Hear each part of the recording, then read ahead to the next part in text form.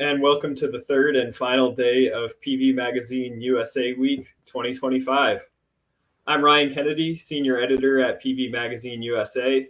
I'm moderating this live broadcast and reporting in live from Cambridge, Massachusetts. This is a virtual conference in which we'll bring together some of the leading experts in the solar industry to discuss some of the most pressing issues in solar and storage in the United States. On day one, this Tuesday, we discussed project finance, bankability, and resilience. Yesterday, we talked about navigating the U.S. supply chain and U.S. manufacturing. And today, we're going to turn our attention to distributed energy as a solution, looking at residential solar, commercial and industrial solar, as well as community scale solar. Distributed solar, including all of these sectors, solves multiple problems in one.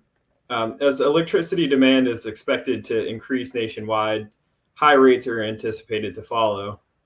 Distributed energy can rapidly meet the needs of homes, businesses, and communities, as it can be deployed much faster than its grid-scale counterparts.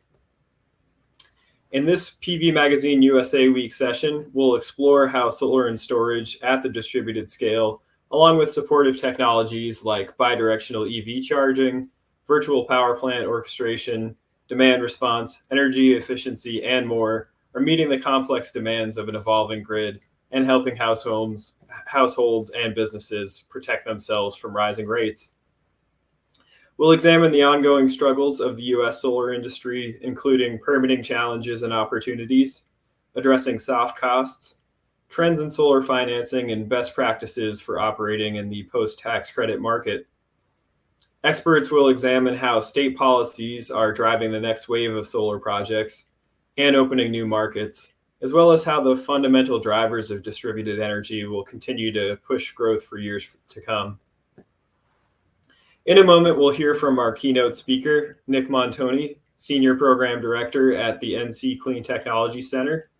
We'll address the evolution of state solar policy, challenges for federal programs like the Solar for All program, and more.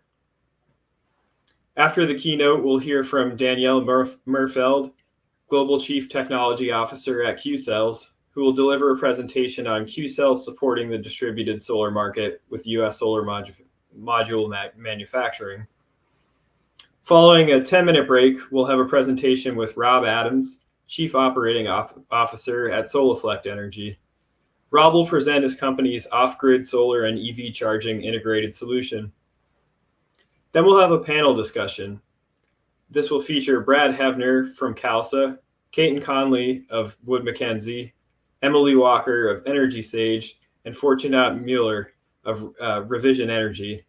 We'll extend our discussion on how distributed solar and storage provide a solution for the electricity challenges of today. Before we hear from Nick Montoni, I want to thank our lead partner, Create Energy, our platinum partner, Trina Solar, as well as our gold partners, Intertech CEA, Qcells, and REC Group. And thanks to our viewers for joining us today. You can check the agenda in the handout section, and if you have any questions for any of our speakers today, you can submit those in the Q&A section. Each day, including this final day, we've been giving out a one-year digital subscription to PV Magazine to one lucky attendee. So make sure you're participating and paying attention. You could be our winner today. And now let's go ahead and move forward to our keynote session. I'll introduce our speaker. Nick Montoni is Senior Program Director at the Center for Policy and Markets team with the North Carolina Clean Energy Technology Center. Nick brings over a decade of experience in policy development, policy implementation, and the physical sciences through roles at the U.S. Department of Energy, the U.S. House of Representatives, and nonprofit think tanks. Nick previously worked at the DOE Office of Energy Efficiency and Renewable Energy as its Deputy Chief of Staff, managing cross-functional teams to deliver a nearly $3 billion research and development budget. Nick also staffed the House Energy and Water Development Appropriations Subcommittee, handling DOE's science and innovation accounts totaling more than $15 billion. and he's worked for Congressman David Price of North Carolina on matters including energy, environment, agriculture, nutrition, and telecommunications. Thanks for joining us today, Nick. Thanks for having me, Ryan. I'm really excited to be here. Yeah, really appreciate it. So just to kick things off, could you start by telling us a little bit about NC Clean Technology Center, what it is, and what kind of work your organization is doing in the solar and energy storage space? Sure. The North Carolina Clean Energy Technology Center is a center that's housed within the North Carolina State University. We are a team of energy policy and markets experts, clean energy engineers, and transportation experts. We provide a wide range of services from policy analysis and tracking, so staying up to date on what's going on in all 50 states and every United States territory. Our engineering team provides technical assistance to businesses and local governments to overcome their energy challenges. And our transportation team does research on charging programs and electric vehicle programs across the state and across the country. And we also have a workforce education and training team who plans professional development opportunities and hands-on training for solar and storage installers and developers. Excellent, thanks. So let's shift our focus to Solar for All to start. Could you talk a little bit about what the Solar for All program is?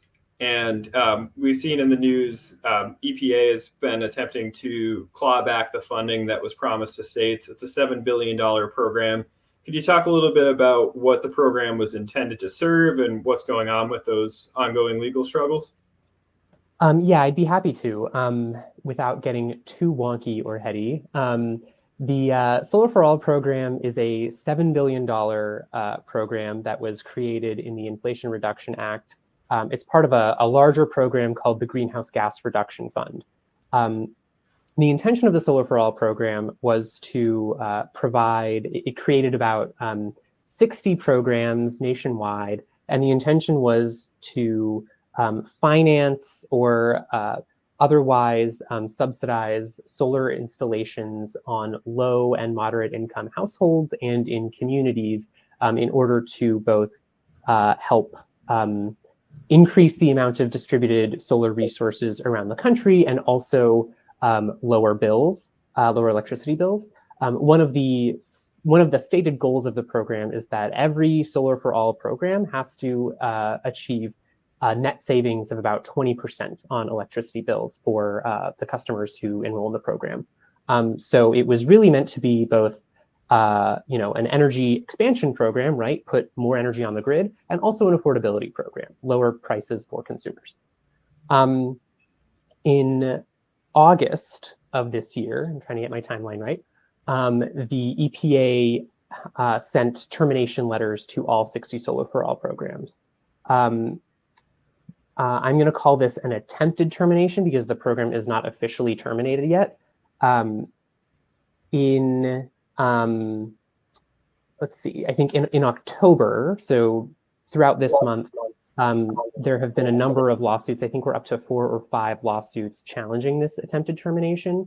The lawsuits really hinge on violations of the Anti-Deficiency Act and the Administrative Procedure Act. These are 2 big national bills. Basically, what the lawsuits are saying are that in trying to terminate this program, EPA is violating the text of the One Big Beautiful Bill Act and the Inflation Reduction Act, and they are also in violation of sort of the overarching government procedure for how to terminate a contract.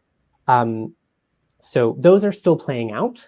We don't know exactly what will happen, but those are the primary arguments that are being made, and I think we're not sure how they'll play out, but I think the 2 paths forward are either that if the plaintiffs are victorious, either the courts will sort of reinstate the Solar for All program, turn it back on, and it will proceed as normal, or if the plaintiffs are victorious in claims court, the claims court will simply award the programmatic dollars as damages while terminating the program.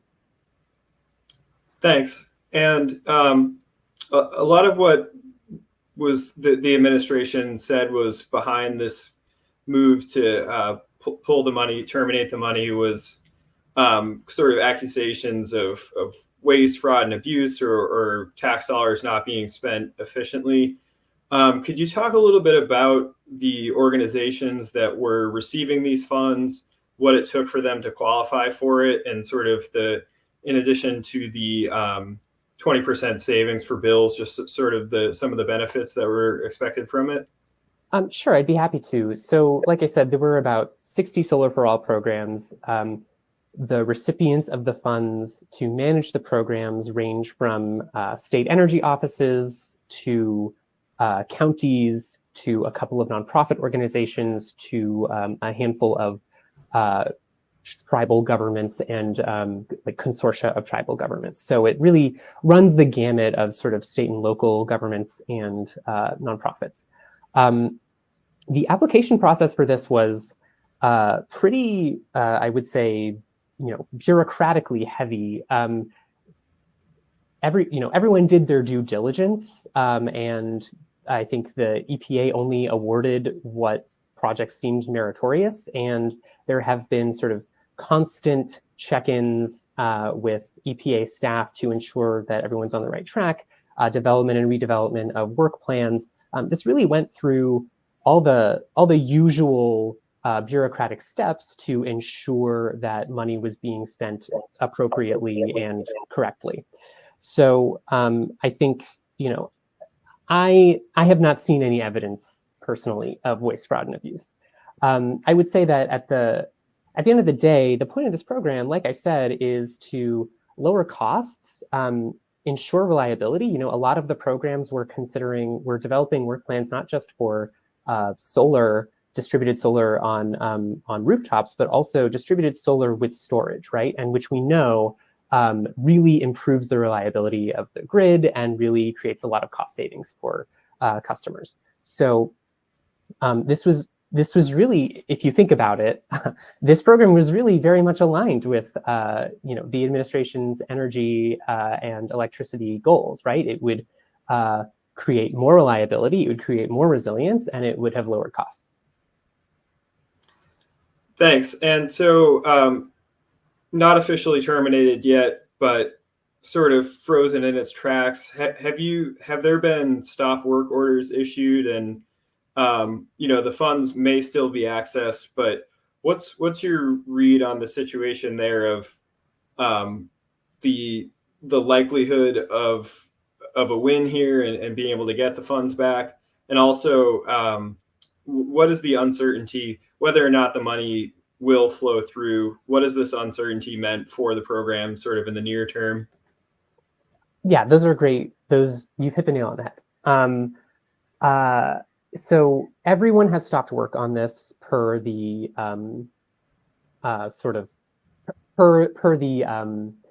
limbo, I guess you might say, while they're waiting for the courts to resolve the issue.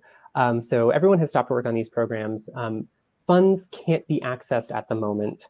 But the point of this program, the programs were already engaging with hundreds of solar contractors and vendors, maybe more than hundreds, across the country, and engaging or preparing to engage with tens of thousands of possible customers, right?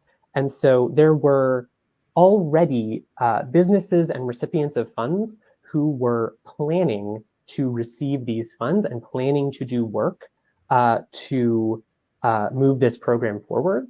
So by attempting to terminate the program, this has created incredible uncertainty for these hundreds and tens of thousands of businesses and recipients. And the thing is, I think we can all agree, uncertainty is always bad for business because it's impossible to plan for and impossible to value an uncertain policy landscape and the uncertainty behind federal funds, right? One of the one of the real benefits, one of the major values of the federal government is that it's usually a very reliable business partner. So this kind of uncertainty really throws a wrench into normal business operations for solar contractors across the country. Excellent, thank you. Now let's shift topics a little bit here. The NC Clean Technology Center, you maintain the 50 States of Solar report tracking state level policy changes for distributed solar. One of the policies that you track is interconnection and processes related to interconnection. It's an issue for large scale projects, but it can also cause delays for distributed projects. I was wondering, could you identify any specific components of the interconnection process, like application reviews, grid studies, things like that, that creates the most severe drag on project timelines? And what are some potential solutions to interconnection issues? Sure thing. I think if you ask me, my opinion, I think like the real drag on interconnection is the fact that there isn't just one process.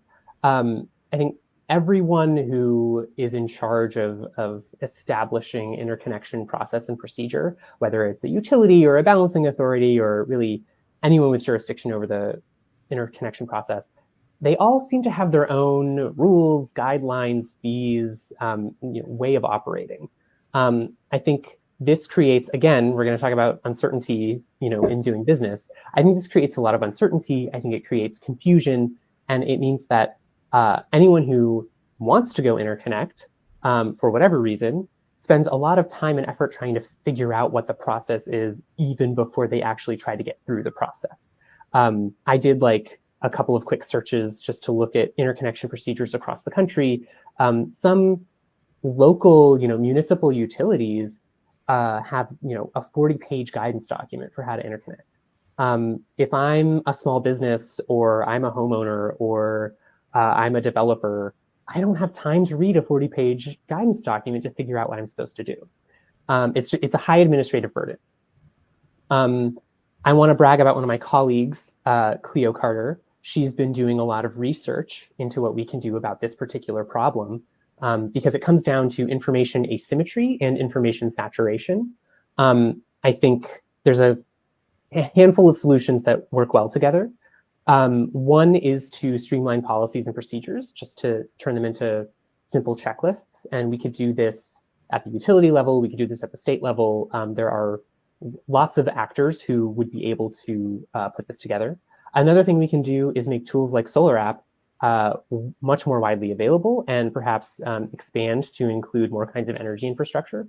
And I think another tool that seems to work really well in other sectors is an interconnection clearinghouse. While that might only be useful for keeping track of transactions, one element of a clearinghouse can also keep track of information, right? So anyone who's curious or looking for more details could go to one dedicated resource to find what they need. Excellent, thank you. Now moving to another important policy or billing mechanism, and that's net metering. Your reports have been showing sort of a wide migration away from traditional net energy metering to net billing or net value tariffs. Could you talk a little bit about that shift? And what are some characteristics of a successful successor tariff to net metering? If the shift is happening in that direction, what's a replacement program look like that's one that can still drive success for distributed solar? I think there are a lot of really interesting design characteristics that could be really helpful for this.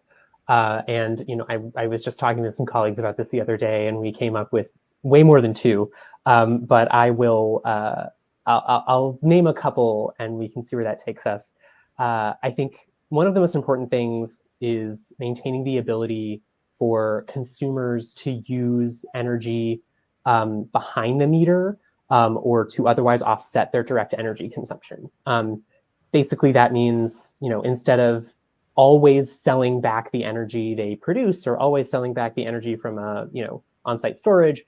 They can just use it on their own, so that no matter where the credit rate is set, these customers are essentially getting retail rate credits for their own energy consumption. That really helps these things pencil out for households and businesses.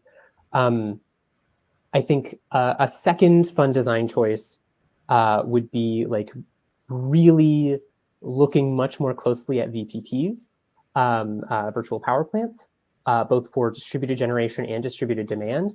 I think there's actually a lot of work still to do on how we value grid services and how we value VPPs. But I think including these kinds of aggregated resources and assigning them a really particular value could really help with designing these new rate structures. And I think also because I would still call this a nascent or emerging design concept. Any state or entity who's considering VPPs could actually be part of really interesting pilot or demonstration programs to work towards innovation in market design and develop something that's really replicable and scalable across the country. Thanks. And what are some states where you've seen the most movement with VPP programs, or maybe a particular pilot program that has demonstrated some success with VPPs? So I think I'm gonna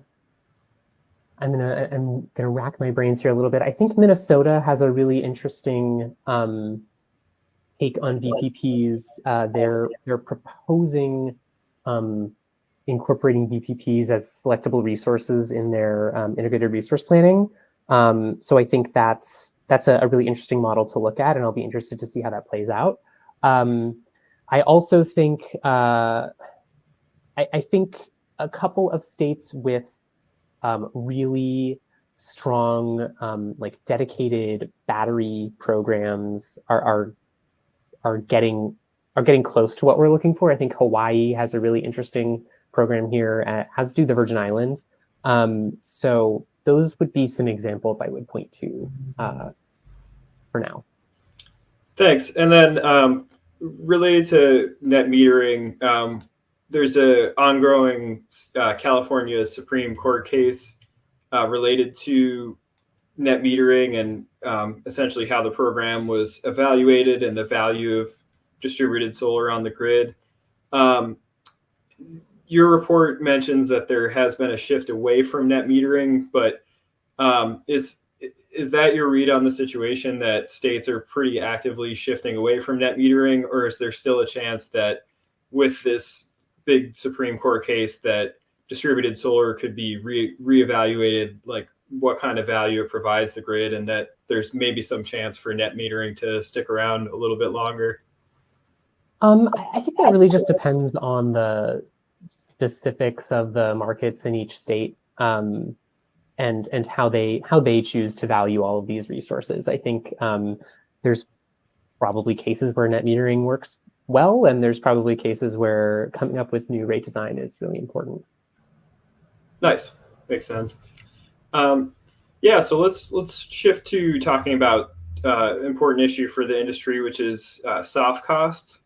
Your research tracks policy changes state by state. What are some of the most effective policy levers, like Solar App Plus adoption, simplifying permits, things like that?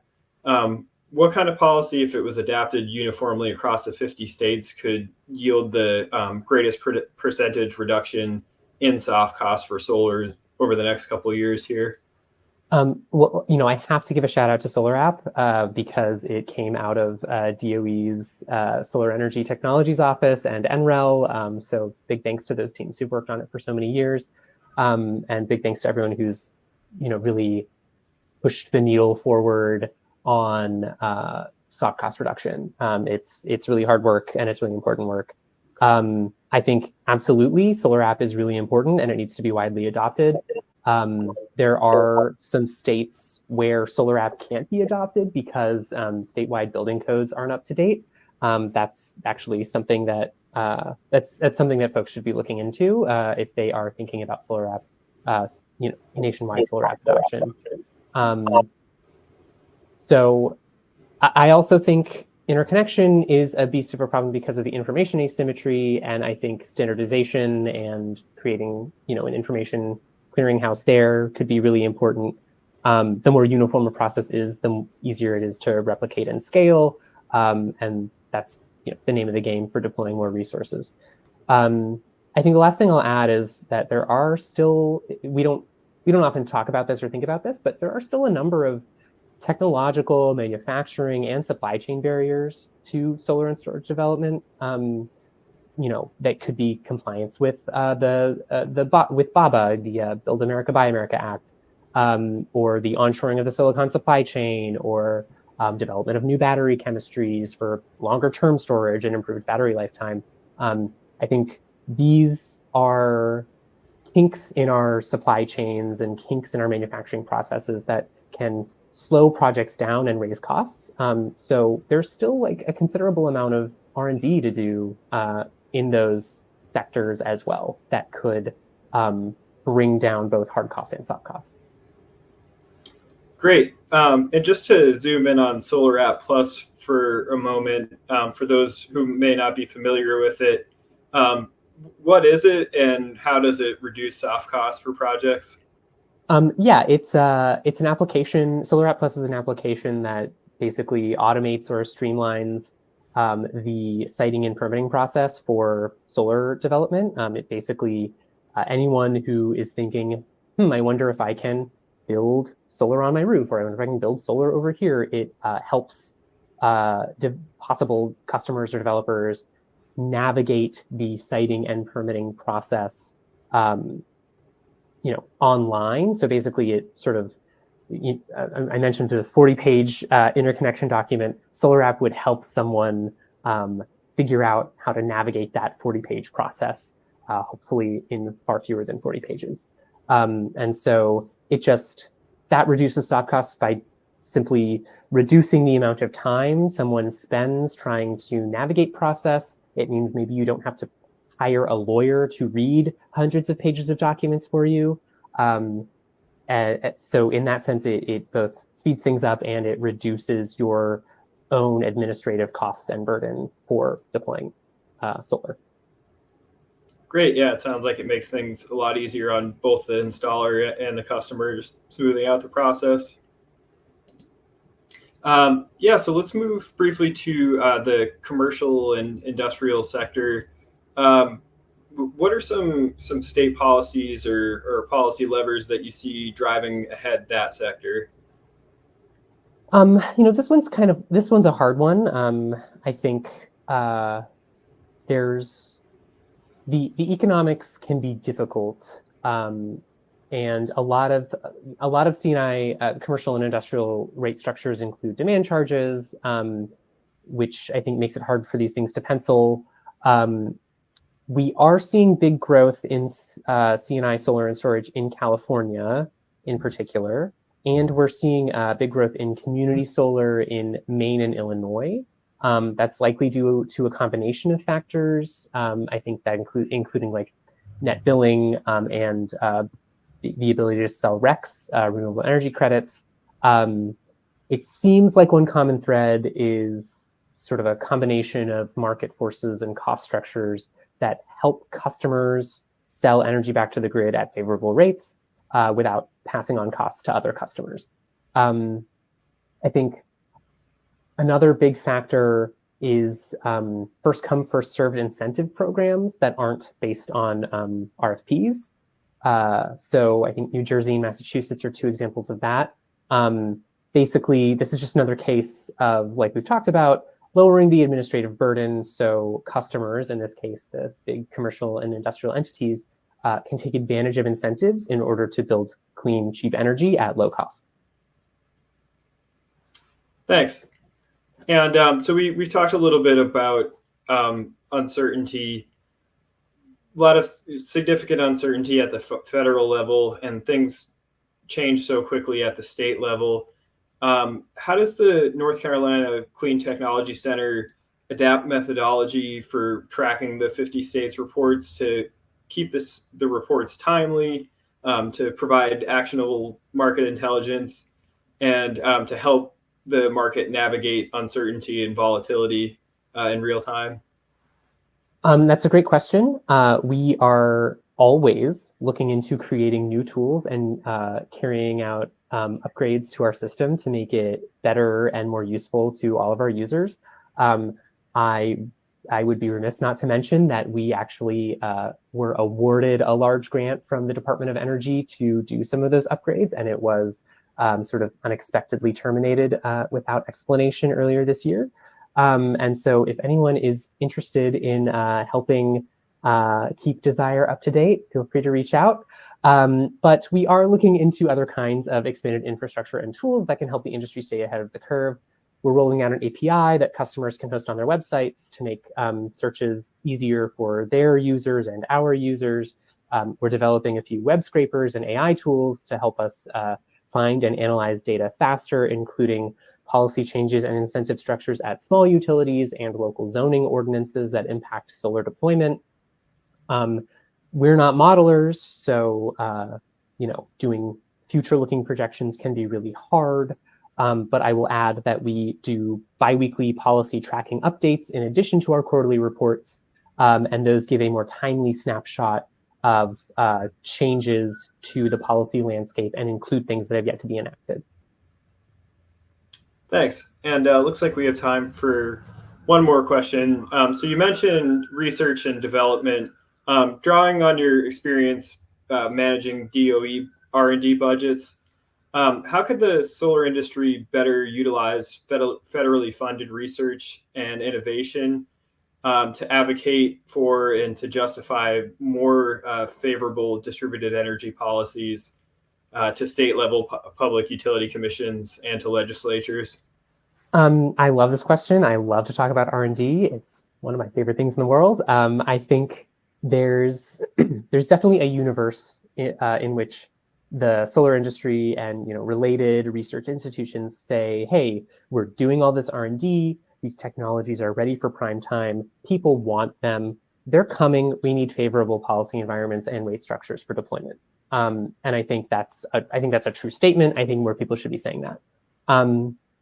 There's also an argument to be made that research, the sort of the technical and R&D process into these emerging technologies and methods and tools and techniques can help inform decision making at utilities commissions and legislatures, at all levels of government. So, it's sort of incumbent on us to show how these technologies can produce a more resilient and reliable grid, lower costs, and improve forecasting and predictions in order to sort of, create a more favorable policy environment and a more favorable opinion, and also in order to help or inform regulators and legislators as they're making their decisions.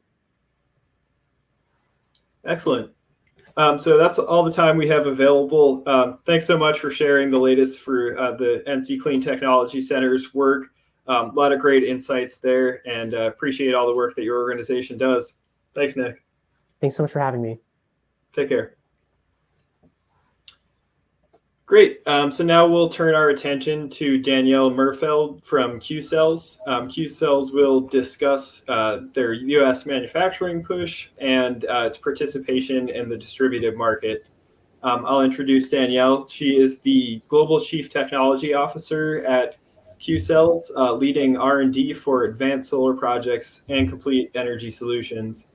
Her current focus is accelerating technology development as Qcells builds the first fully integrated solar supply chain in the U.S. Prior to Qcells, Danielle led technical efforts at GE Renewable Energy across their vast renewable energy portfolio. A regular speaker on the energy transition topics, Danielle was elected to the National Academy of Engineering in 2021. She's actively involved in the NAE and also serves at the National Science Foundation's Engineering Advisory Council. Danielle, thanks for joining us today. Thank you, Ryan. Thanks for having me here on day 3 of this week's event. As Ryan just mentioned, I'm Danielle Merfeld, and I'm Qcells Chief Technology Officer. And as he also mentioned, many of you already know us. We're the largest manufacturer of silicon PV solar modules in North America. And over the past 7 years, we've invested almost $3 billion to build an integrated supply chain for solar here in the US. Qcells has evolved, though, from its origins as a solar panel manufacturer into a leading energy solutions and technology provider. So our US-made solar will connect seamlessly with our storage and software solutions, and we optimize all of this at the system level to give our customers the highest possible rate of financial return. So this means that our American-made power is directly supporting distributed energy customers across the country. So with that background, I just wanted to start by making the case for how distributed energy manufactured in the US can meet today's moment. And I'll start with, so why is this important? Well, because energy costs are skyrocketing. So electricity prices across the US have risen an average of 6.5% just over the last year. And there's a lot of commentary, especially in the news, linking this increase to increasing demand from data centers. And while that may be true, in certain locations it absolutely is, that isn't always the case. So in fact, North Dakota is a really interesting example because it's the only state in the US that has seen their electricity prices fall since 2019. And they have the second highest share of electricity consumed by data centers, second only to Virginia. But notably, they also have seen solar generation increase by 425% over the same period. Even more than AI and data centers, overall electrification of industry, transportation, households, this is also driving up the demand for power. And increasingly extreme weather is also to blame for these rising electricity bills. Lastly, costs have also climbed because of utility spending on distribution, or the poles and wires that deliver electricity to our homes and businesses. This spending accounted for 44% of utilities' capital expenditures in 2023 and has risen steadily for the last 6 years. So the good news is that using distributed energy saves time and money. So on the left-hand side here, this is a view that shows that using PV solar distributed is the fastest way to install a resource, taking only 6 months to construct and connect to the grid to get you power. And in comparison, S&P Global recently reported that the timeline for a new gas plant, which is about halfway up that side, is trending closer to 7.5 years, given today's high demand. And this also correlates with a price that's more than 2.5 times rising for gas as well. So distributed energy is also one of the most affordable sources, providing low LCOE or levelized cost electricity. You can see that on the right-hand side. But another way distributed energy saves money is that it reduces the need for more delivery assets, those poles and wires I mentioned that utilities are spending so much on today. Distributed energy makes power close to where it's consumed, and it reduces our need for more transmission and distribution infrastructure. And many of you know this already, you can build out solar and storage systems anywhere and at any scale. So the size of the distributed system can scale really large to small due to this inherent modularity of the solar panels and the batteries themselves. And since the only fuel solar energy consumes is sunlight, it has tremendous cost stability over the life of the power generating asset.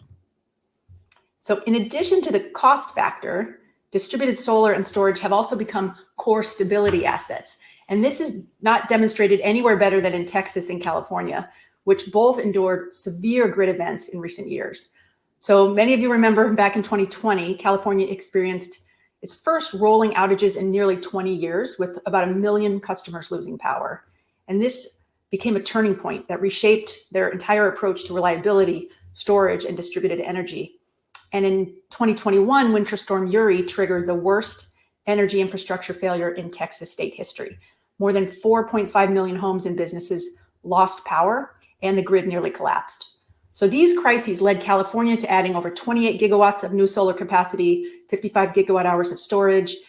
Texas added 37 gigawatts of new solar and 16 gigawatt hours of storage. Some of that, in different cases, distributed. But these rapid build-outs really paid off by improving grid stability, because only a couple years after the blackouts, California avoided them during a record 52 gigawatt demand peak in 2022.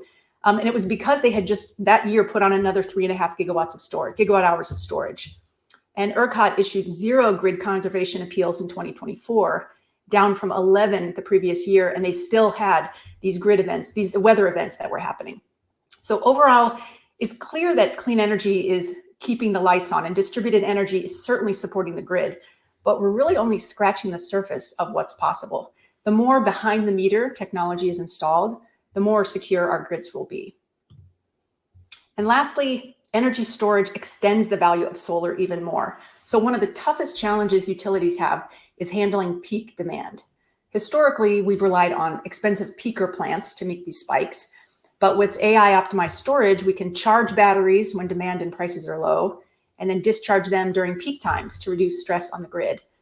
This also enables end users, households, businesses, to maximize their self-consumption of their own solar power whenever they want, using their own storage. So by orchestrating these actions automatically through AI, we achieve a much more resilient grid and cost savings for consumers. So it's really a win-win.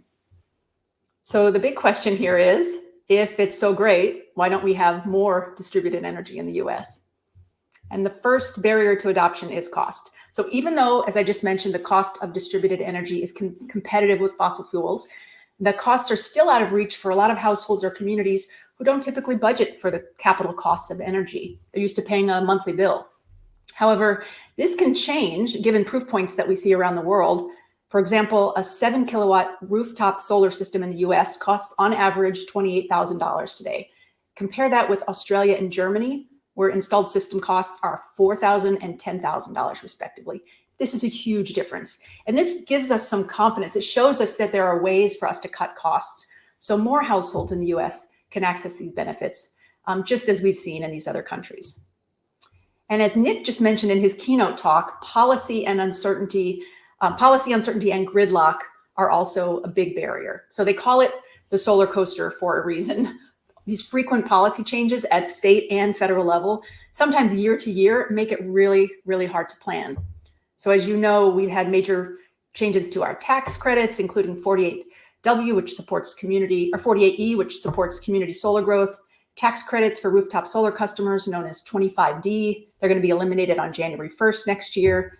And bipartisan efforts to pass virtual power plant and community solar programs are failing at governor desks in red and blue states. However, bipartisan support for behind the meter is growing. So real barriers exist, but there are also incredible opportunities in front of us to help us get more distributed energy online at this critical moment. So to do this, we have to cut red tape and drive down soft costs. We need to make it easier for customers to get distributed energy projects up and running. And according to NREL, this is a really famous report, so I'm sure most of you have heard about this, but a majority of the costs for a residential PV system are the soft costs, like permitting and inspection and interconnection. Permitting can take up to a month. Larger projects can sit in interconnection queues for 3 to 6 months, if not longer. And inspections can slow the process, especially if you get a different inspector every time. And time is money when it comes to these projects. According to Rewiring America, addressing these soft cost issues can cut system price tag by 30%. And a really recent study by Permit Power also showed that if we do things like online instant permits, remote connections, or remote inspections, allowing permitting and inspections to run parallel to the interconnection process, if we allow these, costs could go down so much that an additional 18 million US households would be able to afford residential systems. This would save ratepayers a cumulative $1.2 trillion over the 25 years life of those systems. Another idea is that hyperscalers should be looking to distributed energy as a solution to their power needs. We've all read about it in the news. Data centers need a ton of power to operate. You can see all the hot spots on the left-hand side of this slide, and they need that power now. And distributed energy can be a great partner in getting affordable energy online quickly to feed these power-hungry, AI-supporting data centers. And our buildings, homes, parking lots, school, these roofs all have the potential to quickly add solar and storage solutions in the areas under the greatest demand for power. So this approach could get the hyperscalers the energy they need while driving down costs and stabilizing energy access for communities, homeowners, business owners, school districts. It can be a win for everyone. The good news here is that even though we've had setbacks, which I mentioned earlier, there is incredible bipartisan momentum in many state legislatures to create rooftop VPP programs and scale up community solar, as you also heard Nick mention in the keynote. We just need to get them over the line. So these bipartisan bills moving through our communities show that distributed energy is widely seen as a critical solution to addressing these rising energy costs and demand that we're all facing. And regardless of where the reforms stand today, it is a good sign that there are legislators in the state who want to resolve these issues. And lastly, Qcells is proud to be doing a lot to make distributed energy more accessible, as well as cheaper, faster, better.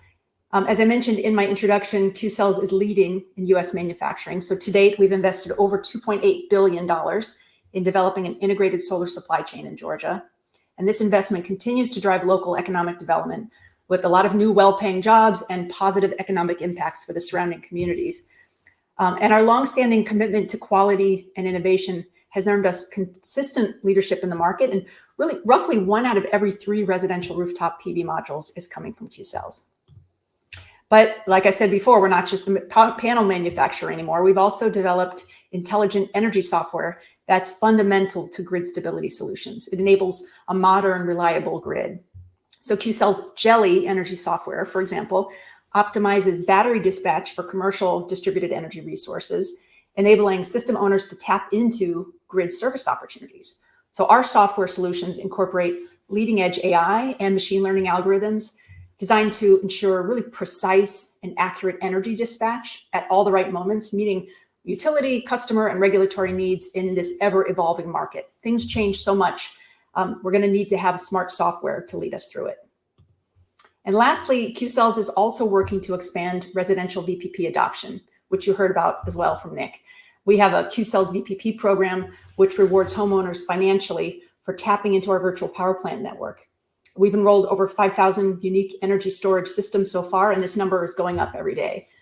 We're committed to accelerating grid services adoption, prioritized to support resilience, economic sufficiency, and stability. And I'll just close by saying we believe in the promise of distributed energy and appreciate the chance to help build out a resilient, affordable, and dependable US energy system. Thank you for your time.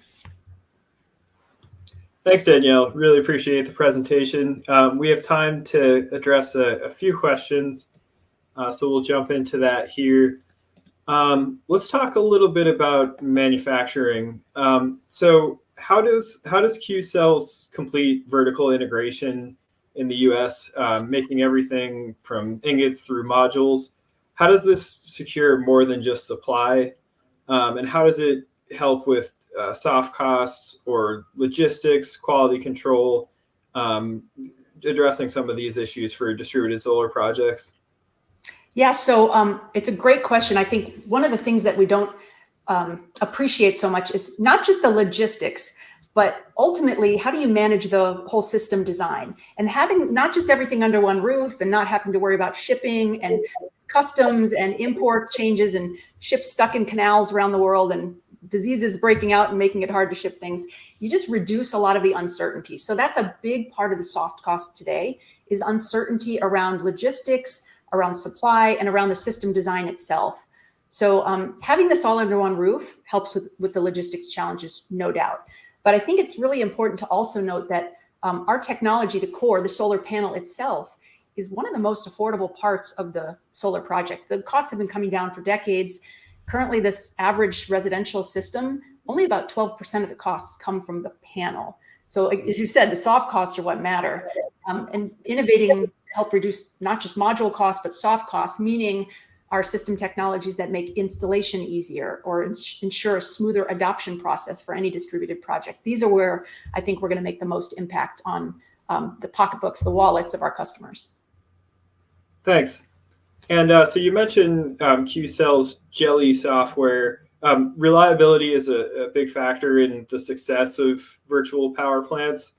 How does the Jelly software use AI and real-time data to ensure that battery systems will reliably be managed, forecast, and dispatched to provide valuable services like frequency regulation and important VPP services across the US?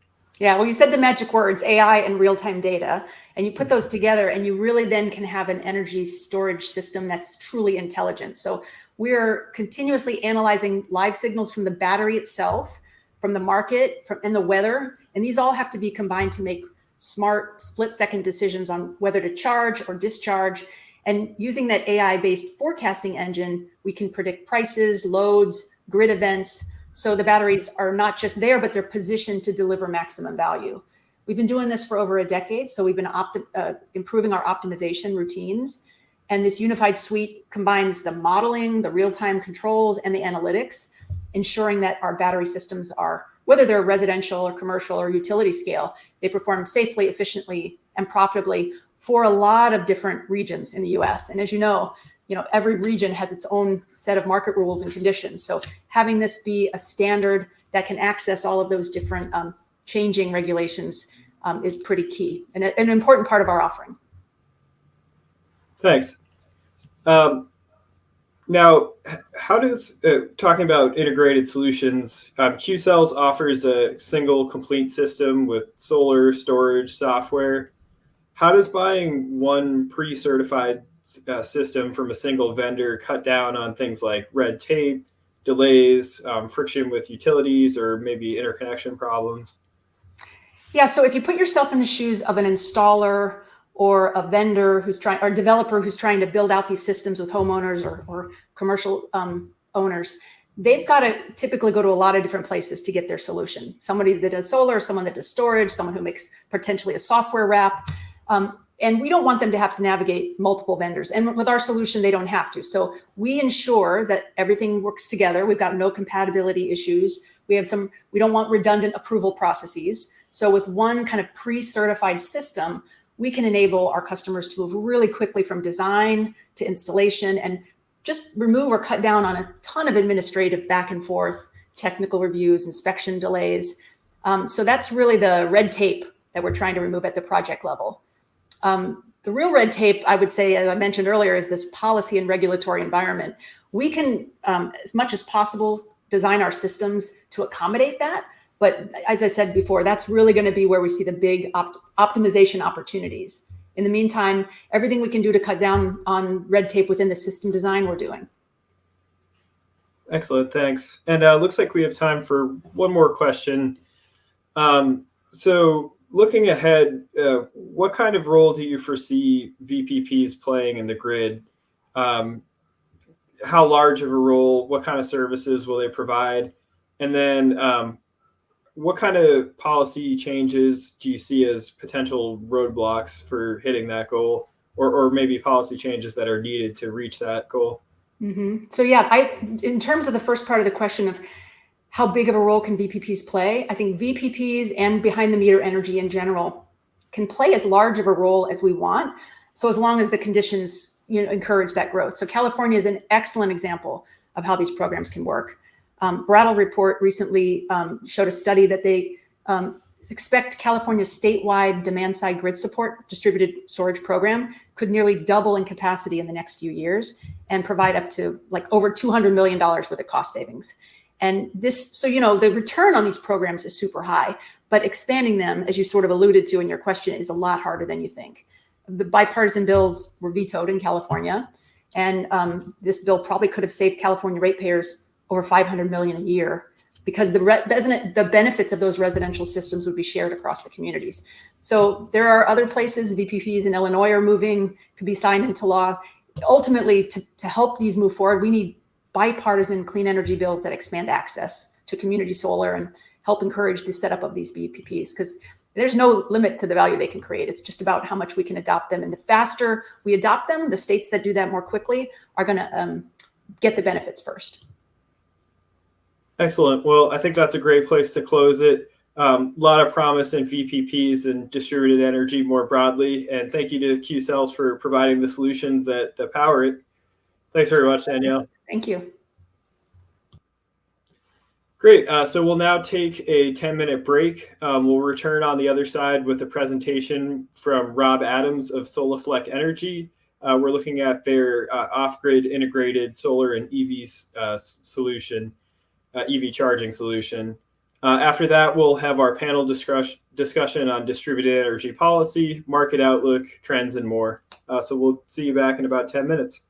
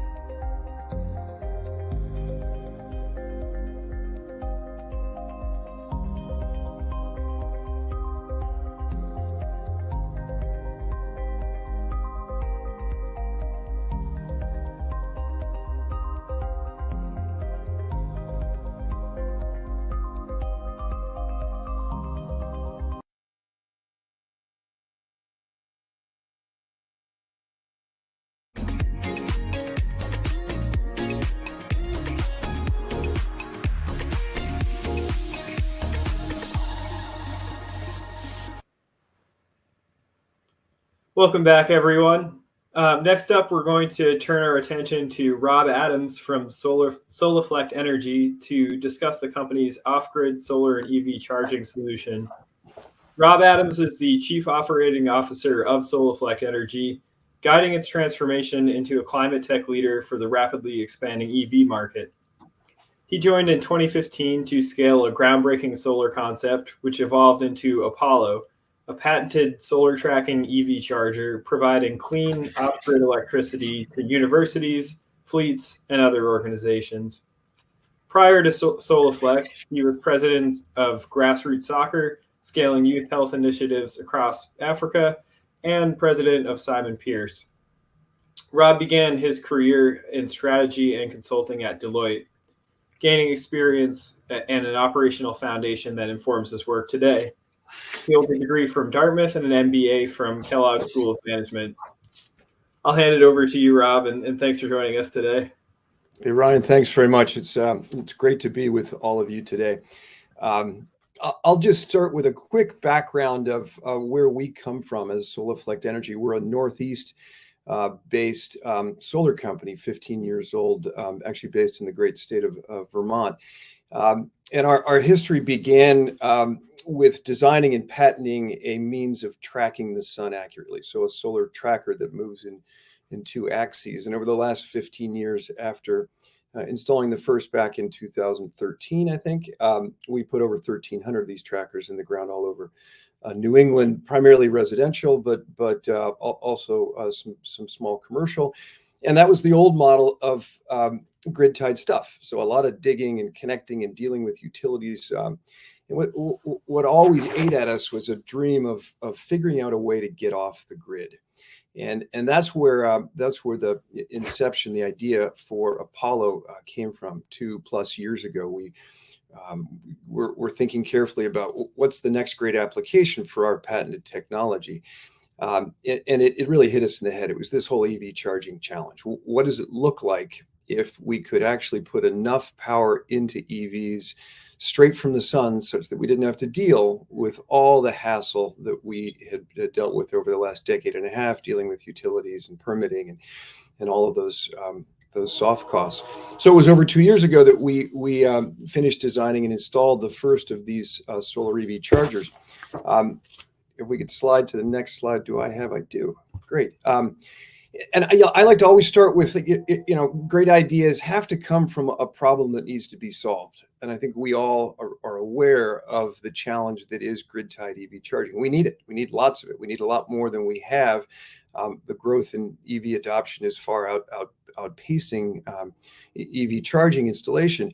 And for all the reasons that you see on the sheet in front of you, Danielle hit them well. It's hard cost, but it's mostly the soft cost problem, and so this complexity and cost that comes with grid-tied EV charging has led to a great deal of stuff just simply not getting off the ground. It just gets bogged down, bottlenecked, and it never moves.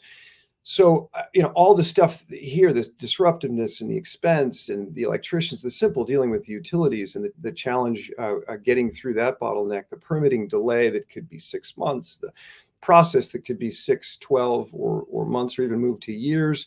And then the challenge that if I'm going to put in grid-tied EV charging today's but a snapshot in time as far as the number of EVs in the parking lot. 5 years from now, I've got to redo the thing, or 10 years from now, it may have doubled, or who knows, right? If we follow models like Norway or Germany or others where we've seen a lot quicker adoption than in the U.S., let alone the fees that come with all of this. It's the rising electricity rates, it's the demand charges, it's the charging network fees. Well, Apollo was designed to avoid all of that. And this is where the excitement came as we began to think about this 2 years ago. What if we could build a machine that could sit in a parking lot, connected to nothing except the vehicles that need charging, and take all the energy straight from the sun? And that's what we've done. The sun hits the panels that are moving in two axes, therefore generating 40% more power than the same panels sitting on a fixed surface like a roof.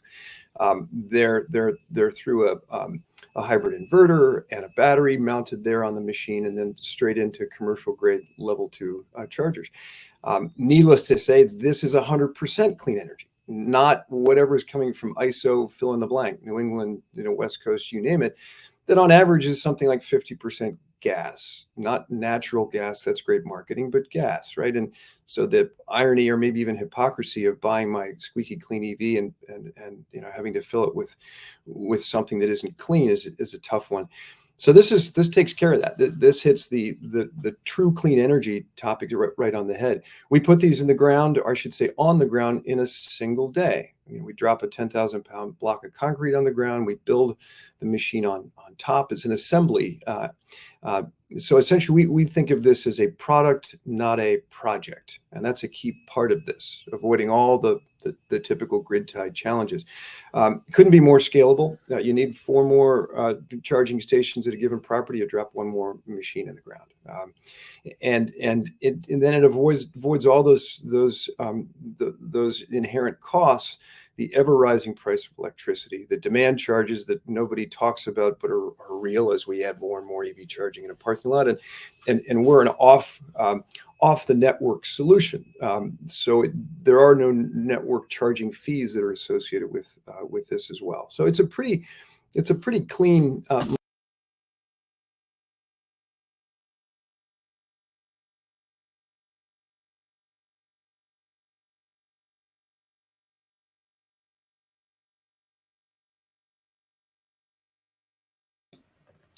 It looks like we just lost Rob's connection for a moment here, so we'll try to get him back online in just a moment.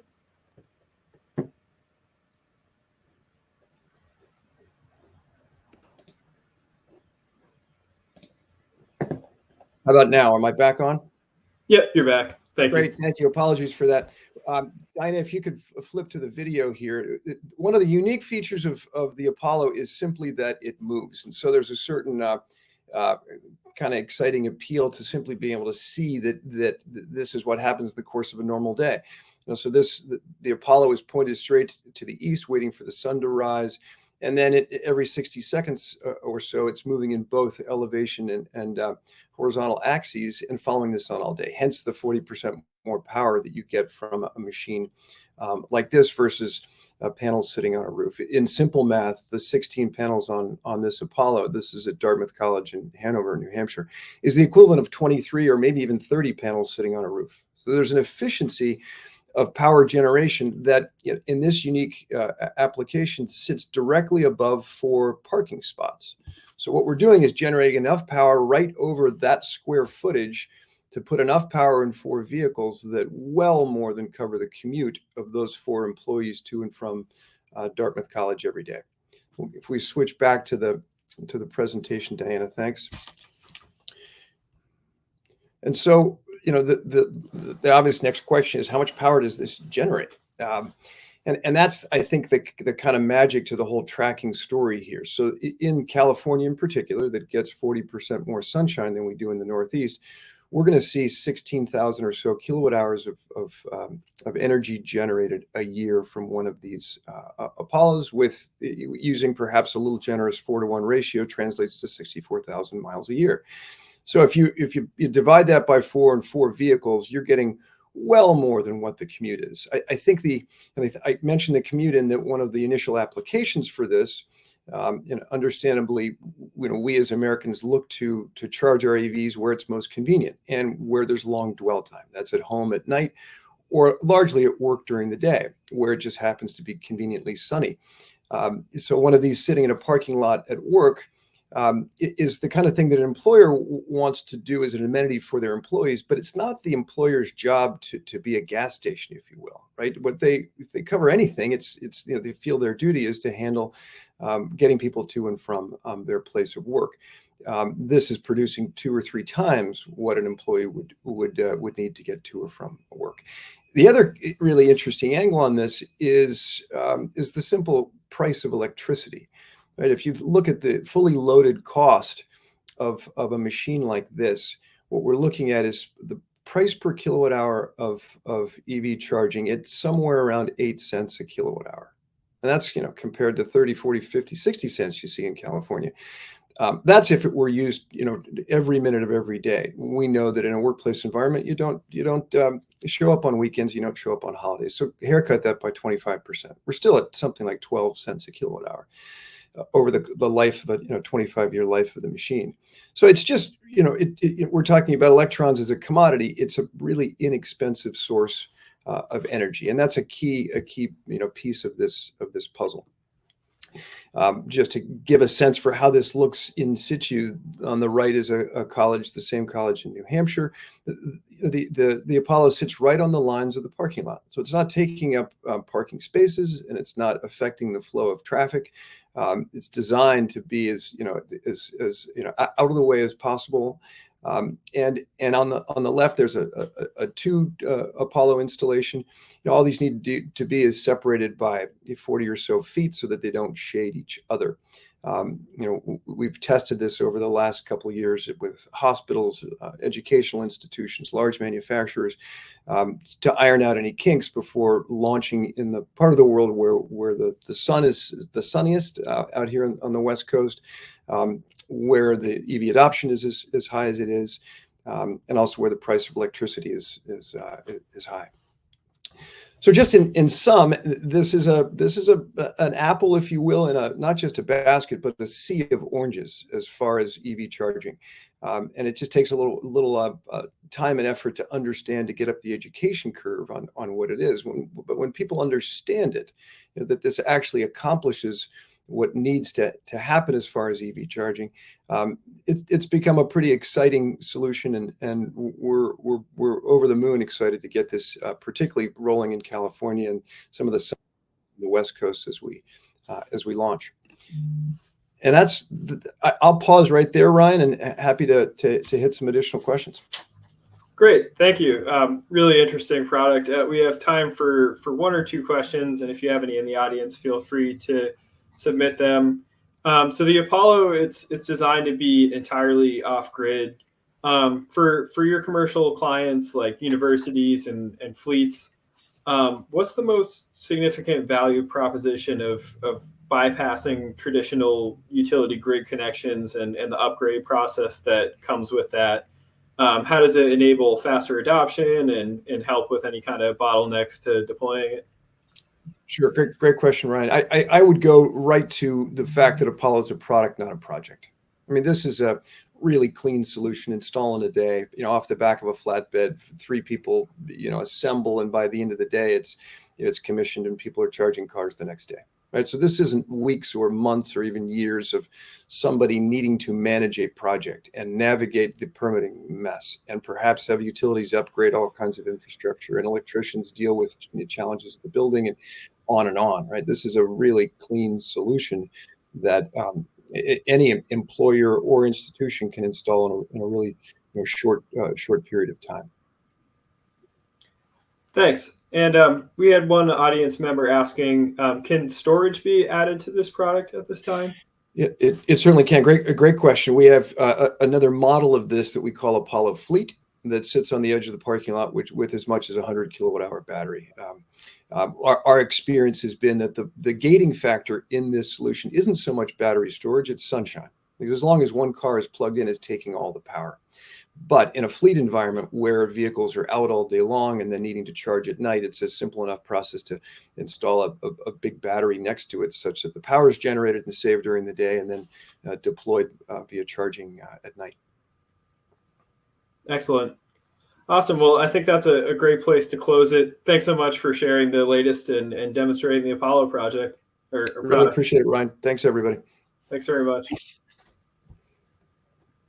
Great. So now we'll move ahead towards our main panel session here. Before we jump into that, we're going to run a poll question. If you've been tuning in for the whole PV Magazine USA week, you might recognize this question. It applies to every topic that we've been talking about all week. And that is, which of the following has presented the greatest challenge for your business? Is it the expiring investment tax credits?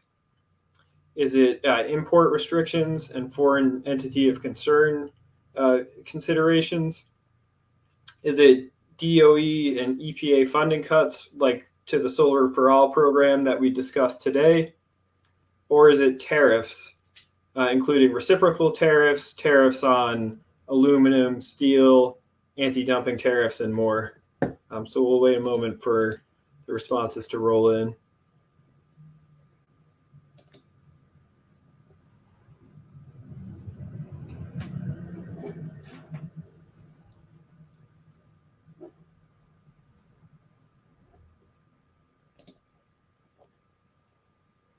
And as the responses roll in, looks like a pretty similar profile to what we saw over the last 2 days here, with the two leading responses being the expiring investment tax credits.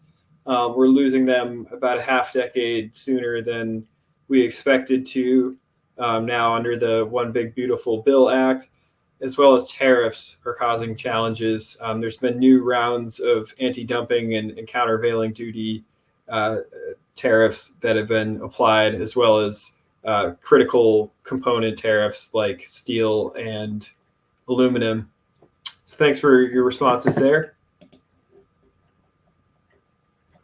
And now let's move forward to our main panel session here.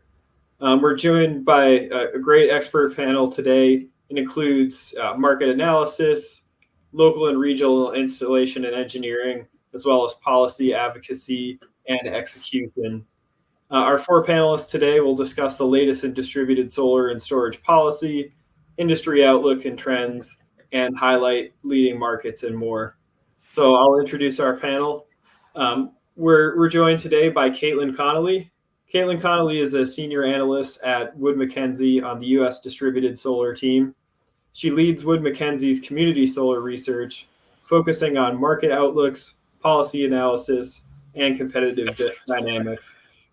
Caitlin is the lead author of the biannual Community Solar Outlook Report in collaboration with the Coalition for Community Solar Access. She also contributes to the quarterly publication of the Solar Insight Market Report, which is in collaboration with the Solar Energy Industries Association, or SEIA. Previously at Wood Mackenzie, Caitlin supported the U.S. distributed solar team's key data products and services. She holds a Bachelor of Science in Environmental Geoscience from Boston College and is based here in Boston, Massachusetts. We're also joined by Brad Heavner. Brad has over 20 years of clean energy advocacy experience with statewide and national organizations. He's author of dozens of research reports written for statewide policy campaigns across the country. He was the architect of the nation's strictest state policy on existing coal-fired power plants, the Healthy Air Act, and he's led initiatives for low-emission vehicle standards, greenhouse gas reduction frameworks, renewable energy mandates, and many other clean energy policies. He's been with CALSSA since 2013. We're also joined by Fortunat Mueller. Fortunat manages the overall company operations and leads the executive team at Revision Energy. He's responsible for advancing the company's mission to decarbonize New England's economy. He holds a BS and MS in mechanical engineering from Brown University and is a licensed professional engineer. Before co-founding the Portland office in 2006, he was a project manager and senior systems engineer at United Technology Fuel Cells. He also serves on the Maine Climate Council Equity Subcommittee and is a captain on the North Yarmouth Volunteer Fire Department. And finally, we're joined by Emily Walker, Director of Insights at EnergySage, one of the nation's leading home electrification marketplaces. She oversees research reports, translating transaction data into key industry insights, and leads educational content development to empower consumers to make clean energy solution decisions.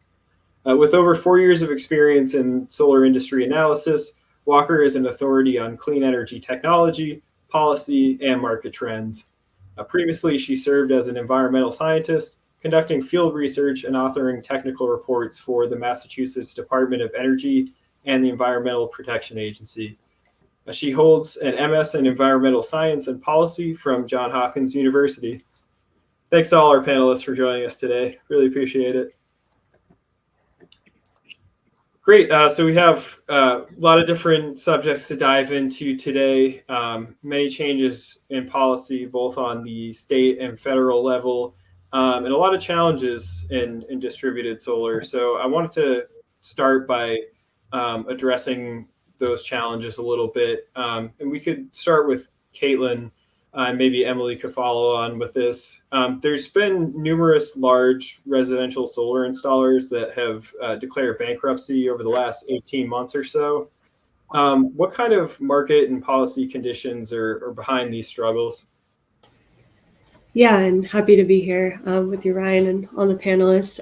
I can definitely address sort of what's going on in the residential market and all the turmoil we've seen there. So the main drivers we've seen in the residential solar market that are leading to a lot of this turmoil is high interest rates and lower consumer demand, just to put it in summary. So, and that lower consumer demand is really driven by a multitude of factors. So those include high financing rates right now, obviously the economic uncertainty in the market, uncertainty with tariffs and tax credits, and then finally transitions away from sort of traditional net metering policy towards these like net metering 2.0 type of structures like we've seen in California. And yeah, I think on the sort of turmoil we've seeing for large residential installers, I think a lot of that is from difficulty with accessing additional capital in light of all of these federal uncertainties and changes. So yeah, I'll leave it at that. Emily has anything to add? Yeah, I mean, I think everything that Caitlin said is spot on. The only thing I would add is, we ran a contractor survey at the start of 2025 where we specifically asked installers what different changes in the environment, how they would impact their business. And about 92% expected the tax credit loss to harm their business, and 70% worried about tariff impacts. Interest rates also were a huge concern. So it's very clear that these are having direct impacts on companies. Thank you. And to expand on that, Emily, the 25D residential solar tax credit expires at the end of this year. And then, so that applies to home ownership, like owned projects. And then for third-party owned projects like leases, PPAs, the 48E credit is available through 2027. Yep. What does this mean for installers, but also for customers who wanted to own their system? Yeah, so we're definitely already starting to see a market shift on EnergySage towards TPO products like leases and PPAs. There's been a huge uptick in installers who historically haven't quoted TPO products, now looking to what types of products they should be quoting. And we've also seen an uptick in more customers requesting these products as well. But as part of everything that's going on, we're also seeing more consumer-friendly lease and PPA products emerge, things like lower annual escalators that make these products now more competitive than they actually have been historically with things like loans and cash purchases. But, that being said, a lot of customers do still want ownership for their systems. And for those that do, the economics still make sense in many parts of the country. With national electricity rates up 35% compared to 5 years ago, which we've already heard a lot of people talk about, they're expected to continue to climb even more steeply as a result of higher grid demand. Owning a solar panel system will still provide significant bill savings and energy independence for many homeowners. And in addition to that, we've heard a lot of interest in things like prepaid leases and PPAs for homeowners who do want a path to ownership, but also want to be able to access tax credits. So with these types of arrangements, you can pay a sum upfront, similar to a cash purchase, but the solar company technically retains ownership of the system and is able to claim that 48E tax credit. And then once you reach the agreed upon period, which is usually about 6-ish years, the ownership will transfer to the homeowner. So it's a really interesting new product. Well, not necessarily new, but it's becoming more prevalent that does provide this path to ownership while still allowing homeowners to at least partially claim that tax credit. Thank you. And for Brad, we've discussed today how virtual power plants are unlocking more opportunities for distributed energy. California is a leader in implementing pilot programs. There's been a lot of legislative activity lately regarding virtual power plants and the rollout. What kind of benefits do VPPs promise for California? And then could you also walk us through the latest of what's going on in legislative battles for VPPs? Yeah, sure. Thanks. I mean, you said it. The pilots is what we've done very well. We've done some big pilots and built what is arguably the largest virtual power plant in the world that we had for the past couple of years in the summers. And it just got defunded for next year. There's some amount of funding, and we're trying to figure out what the program, what we can do next year with a limited amount of money. And I mean, the promise is immense. We're installing 8,000 batteries every month right now in California. We'll install well over a gigawatt of behind the meter energy storage each year. There's a lot there, and the majority will be used for basic TOU load shifting to great grid benefit, and 5-hour TOU peak window. But we can be more specific in the use of those batteries, and we can get more out of the batteries with VPP as a layer on top of the underlying customer bill reduction incentive. And so at this point, there were 3 bills that passed the legislature this year on virtual power plants that were all vetoed by Governor Newsom. And at the same time as the main existing VPP program, the demand side grid support, did not receive new funding for next year. So that was kind of a shock. We were very pleased that there was such a good discussion in the legislature on VPP, and that 3 bills actually passed. They weren't revolutionary. They wouldn't have mandated huge programs, but they were steps forward that would have laid some really good groundwork for expansion. And the governor's message was, we're already doing this at the Public Utilities Commission. Just leave us to it. Don't mess with what we've got going on.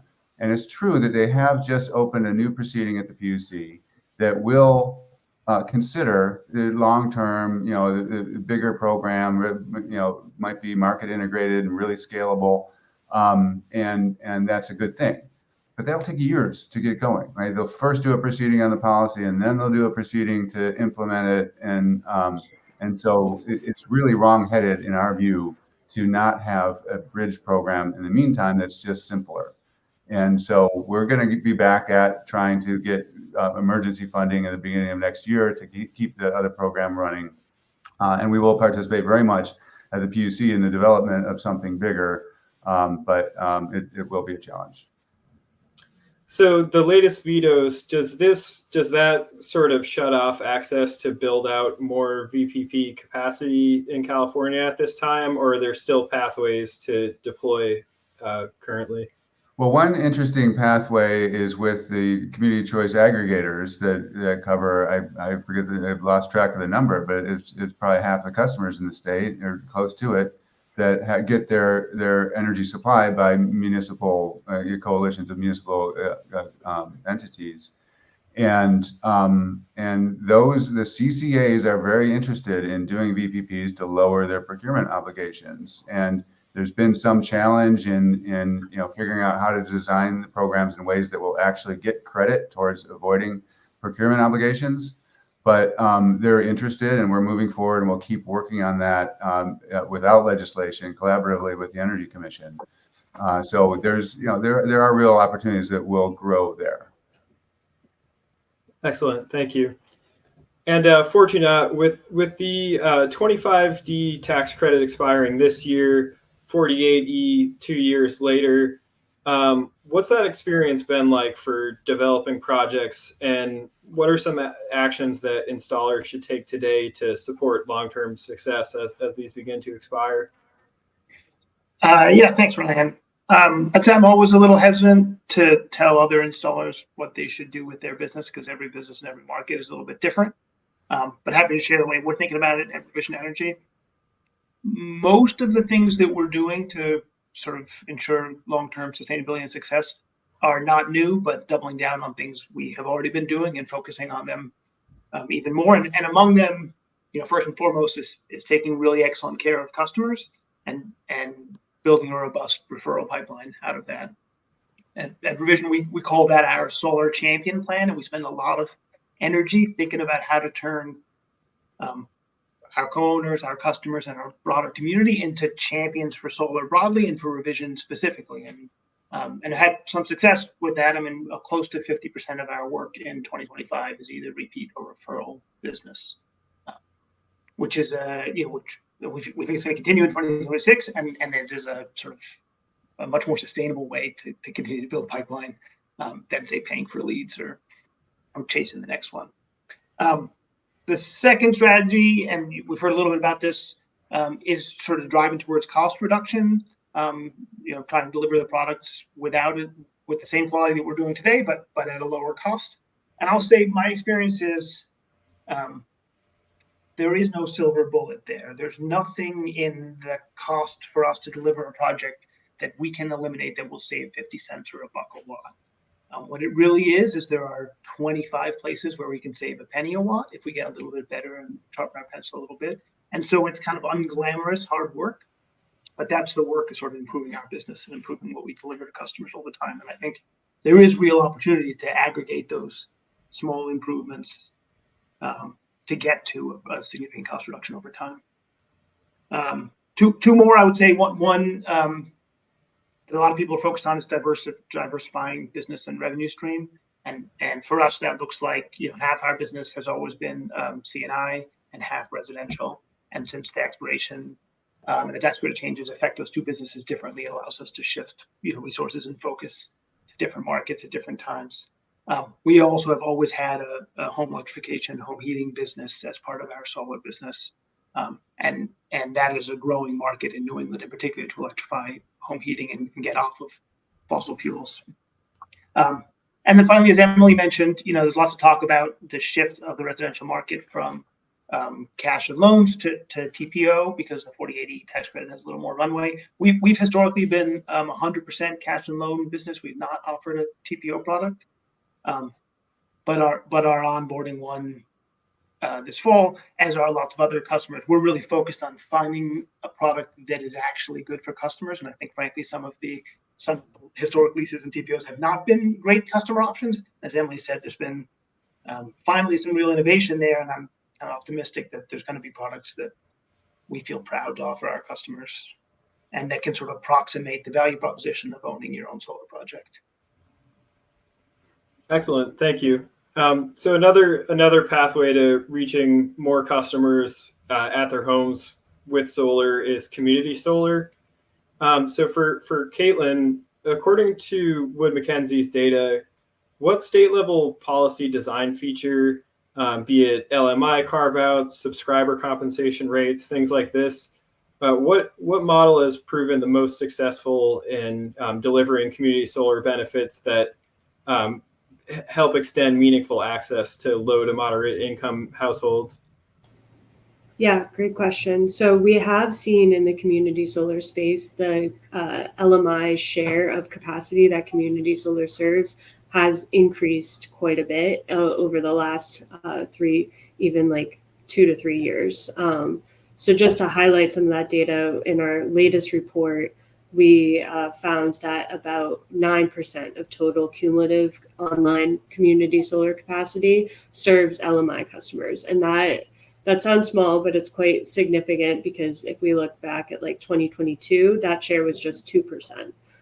So like you said, Ryan, the biggest driver of that we've seen so far is stricter requirements for LMI carve-outs in these community solar state programs. So several of those top programs now have a requirement that you have to subscribe over 50% or a large portion of your project capacity to low to moderate income subscribers.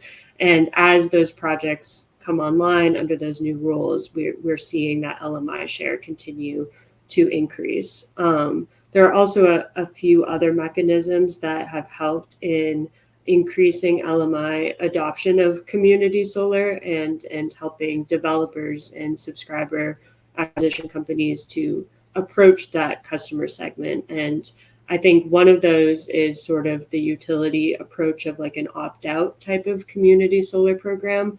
We've seen those gain traction in a lot of state markets and utilities. And then for opt-in programs, like your traditional community solar program in states, there are a few like crucial things that need to be at play in those markets for LMI adoption. And those are consolidated billing for billing, and then also for adoption of it, you see, I think self-attestation too. I was trying to think of the word. Self-attestation for income qualification is another major driver for opt-in programs. Excellent. Thank you. Now, Brad, we touched on earlier, we sort of teased with our discussion with Nick, the net metering battle in California has been going on for a while, and it's elevated to the state's Supreme Court. Could you talk a little bit about where that case currently stands and how we ended up in the Supreme Court talking about net metering for solar? Yeah, well, we ended up there because the PUC did a botched job of really considering the costs and benefits, and very clearly didn't include some obvious benefits of solar when the law says consider the benefits. The benefits means the benefits, and so that took root.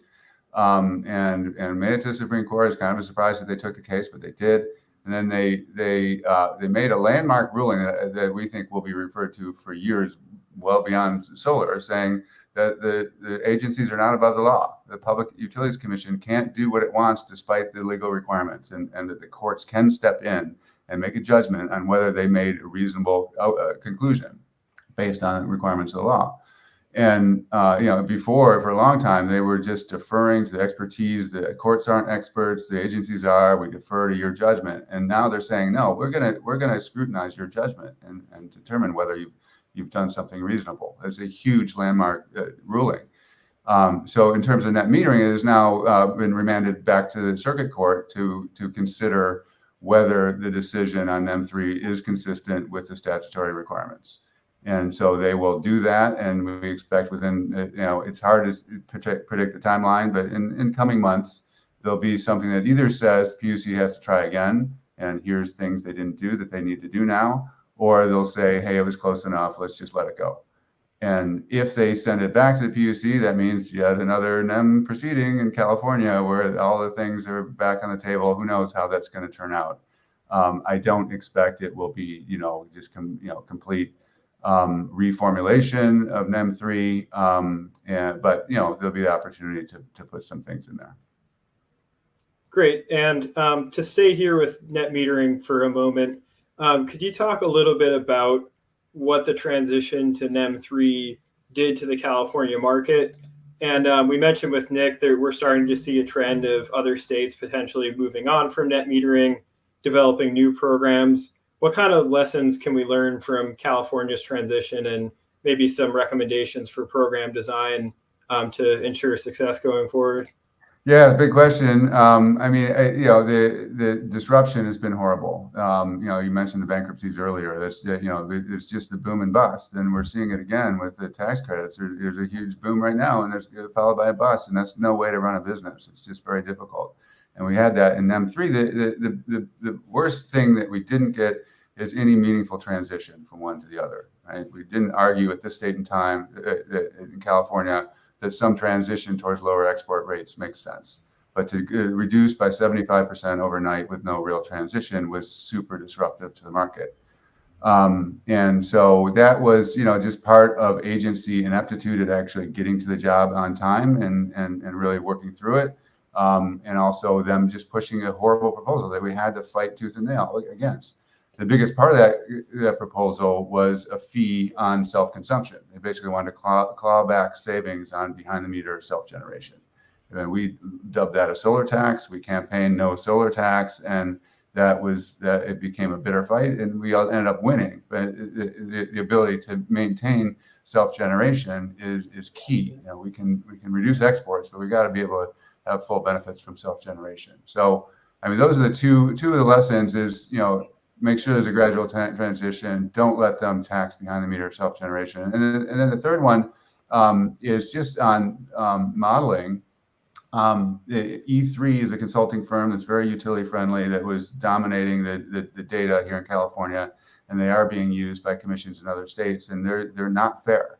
They are not middle of the road. They're not impartial, and so we need to figure out how to fund alternatives to their modeling, and highly sophisticated, real funding of good modeling as a counter to E3. We need to get together and make sure that happens in other states.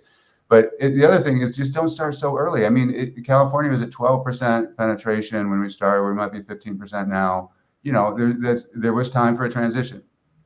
Other states that are talking about this is crazy when they have lower penetration and they're already saying net metering is outdated. So the amount of, especially if you have summer peaking grids, if you have a lot of air conditioning load, that means solar only does a lot of benefit even without a battery, and it's reducing the need to expand the grid to meet that summer peak. At some point, you need to push for batteries really hard and change that policy, but you don't need to do it too early. Thank you. So speaking of batteries, batteries certainly help even further bolster the types of services that solar can provide both to customers and to the grid. For Emily, based on the transaction data that you've been seeing, what are you seeing with national battery attachment rates? Are you seeing a rise in battery attachment? And what are some of the leading factors that lead towards selecting a battery with a system today? Yeah, it's a great question. So according to our last marketplace intel report, which covered the first half of 2025, the national battery attachment rate was 42%. But obviously this varies a lot by state. So, California was a leader at 79%.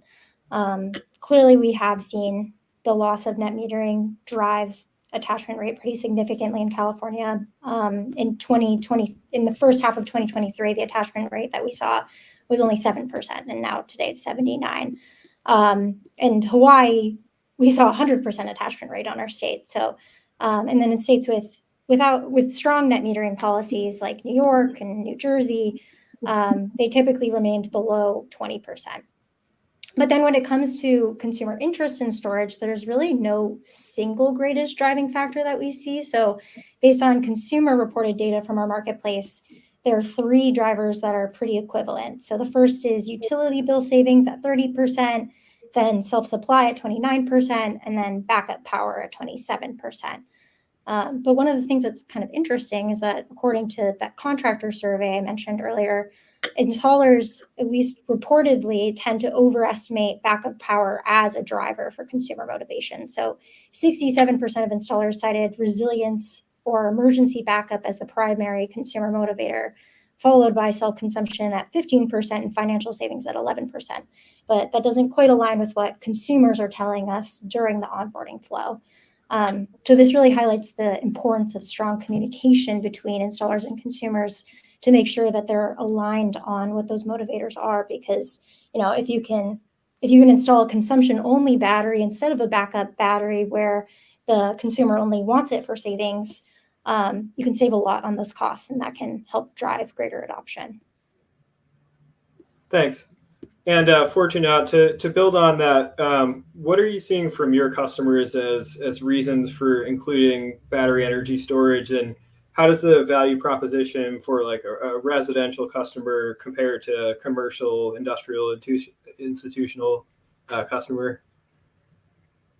Yeah, good question, Ryan. The answer depends a little bit on which portion of our territory we're talking about. We serve a very rural part of New England in Maine and New Hampshire, and then we also serve Massachusetts, which has a combination of rural grid and more urban grid.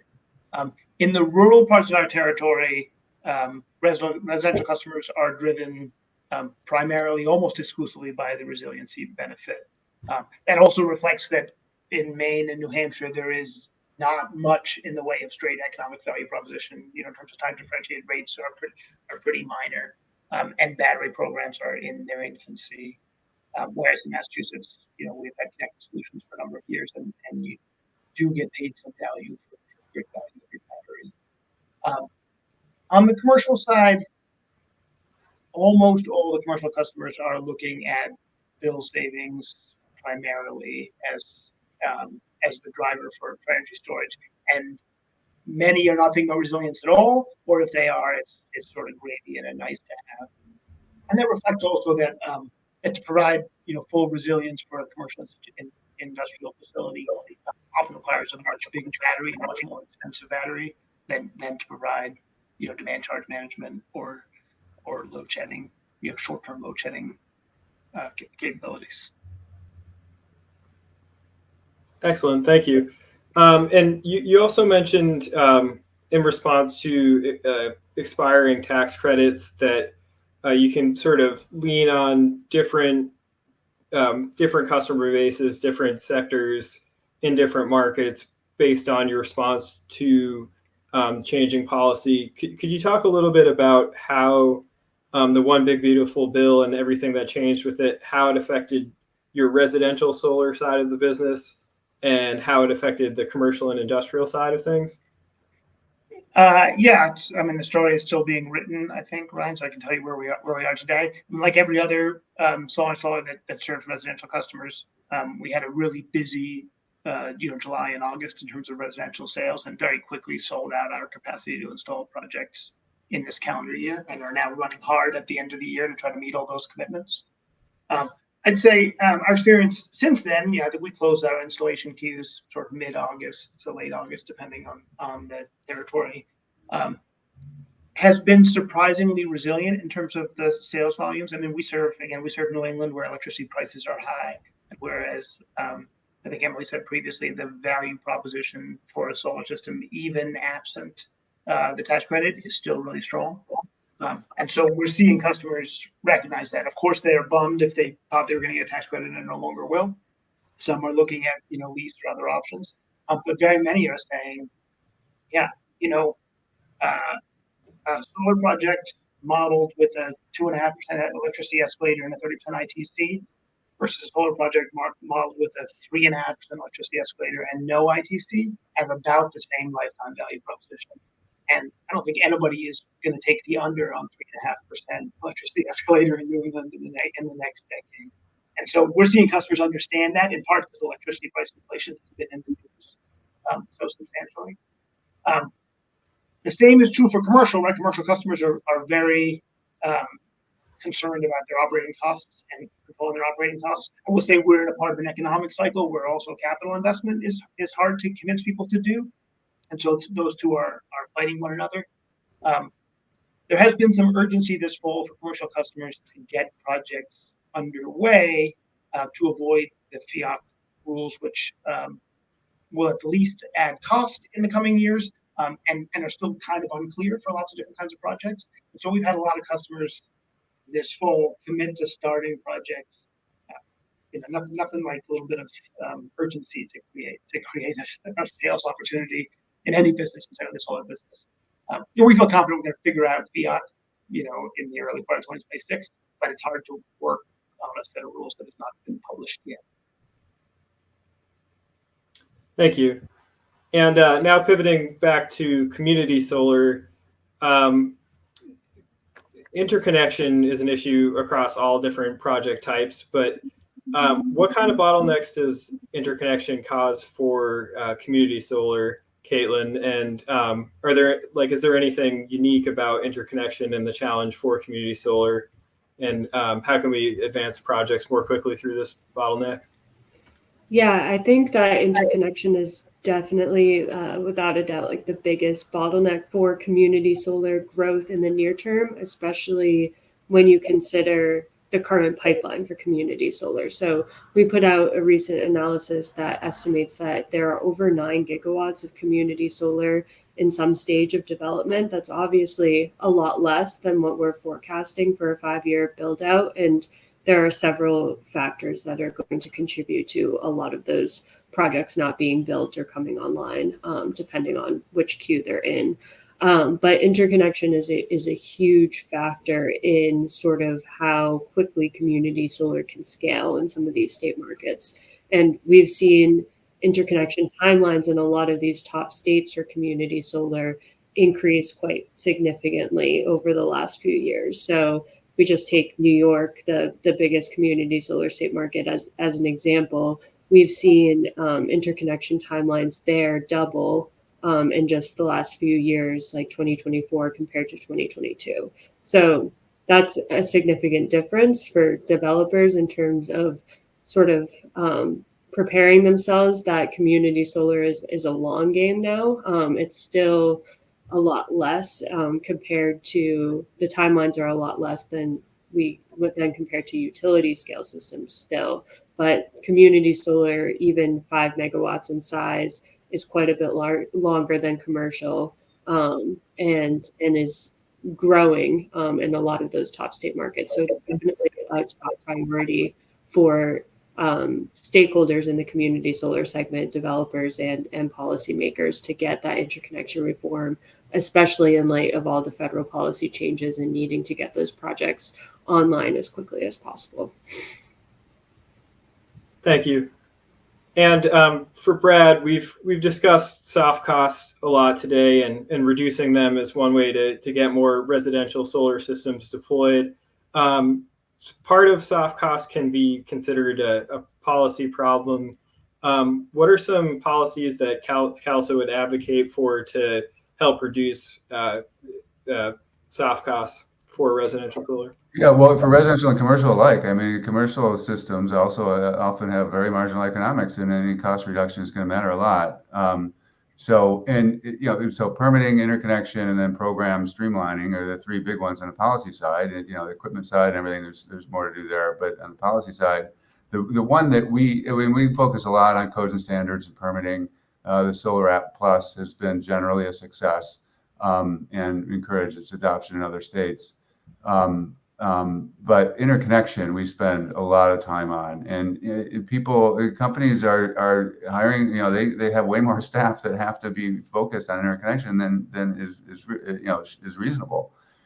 And the utilities just are very good at inventing obstacles, and we get through one thing, and then there's another thing, and we just need to push through that. So we are looking at ways to really enforce the existing timelines on interconnection. When things just spin in circles for months and months, it costs money for financing dollars and staff dollars, and money for both customers and contractors. And so we have existing here in California as Rule 21. There are timelines where the utilities have to do each stage of the interconnection process within a certain number of days. And there's zero enforcement, and the utilities just routinely ignore those requirements. So we've brought a complaint at the PUC, requesting that the utilities be fined for routinely violating the commission order on timelines for interconnection. We will bring it up in a forthcoming proceeding that's just starting, and then we're considering legislative options as well. That's the thing we put most attention into. And then, here at CALSSA, we have what we call a help desk, where members call and just say, the utility's being outrageous. Can you escalate this? Can you help? And we spend a lot of our staff resources helping at a project level that we're committed to doing, because you can push past that on individual, obstacles. But it's a lot of whack-a-mole. Thank you. And Emily, another soft cost that the industry has to contend with is related to financing costs. And, we've been in a higher interest rate environment than we were in years past. How has the recent increase in interest rates impacted the structure and pricing of solar loan products and shifted the offerings that are available?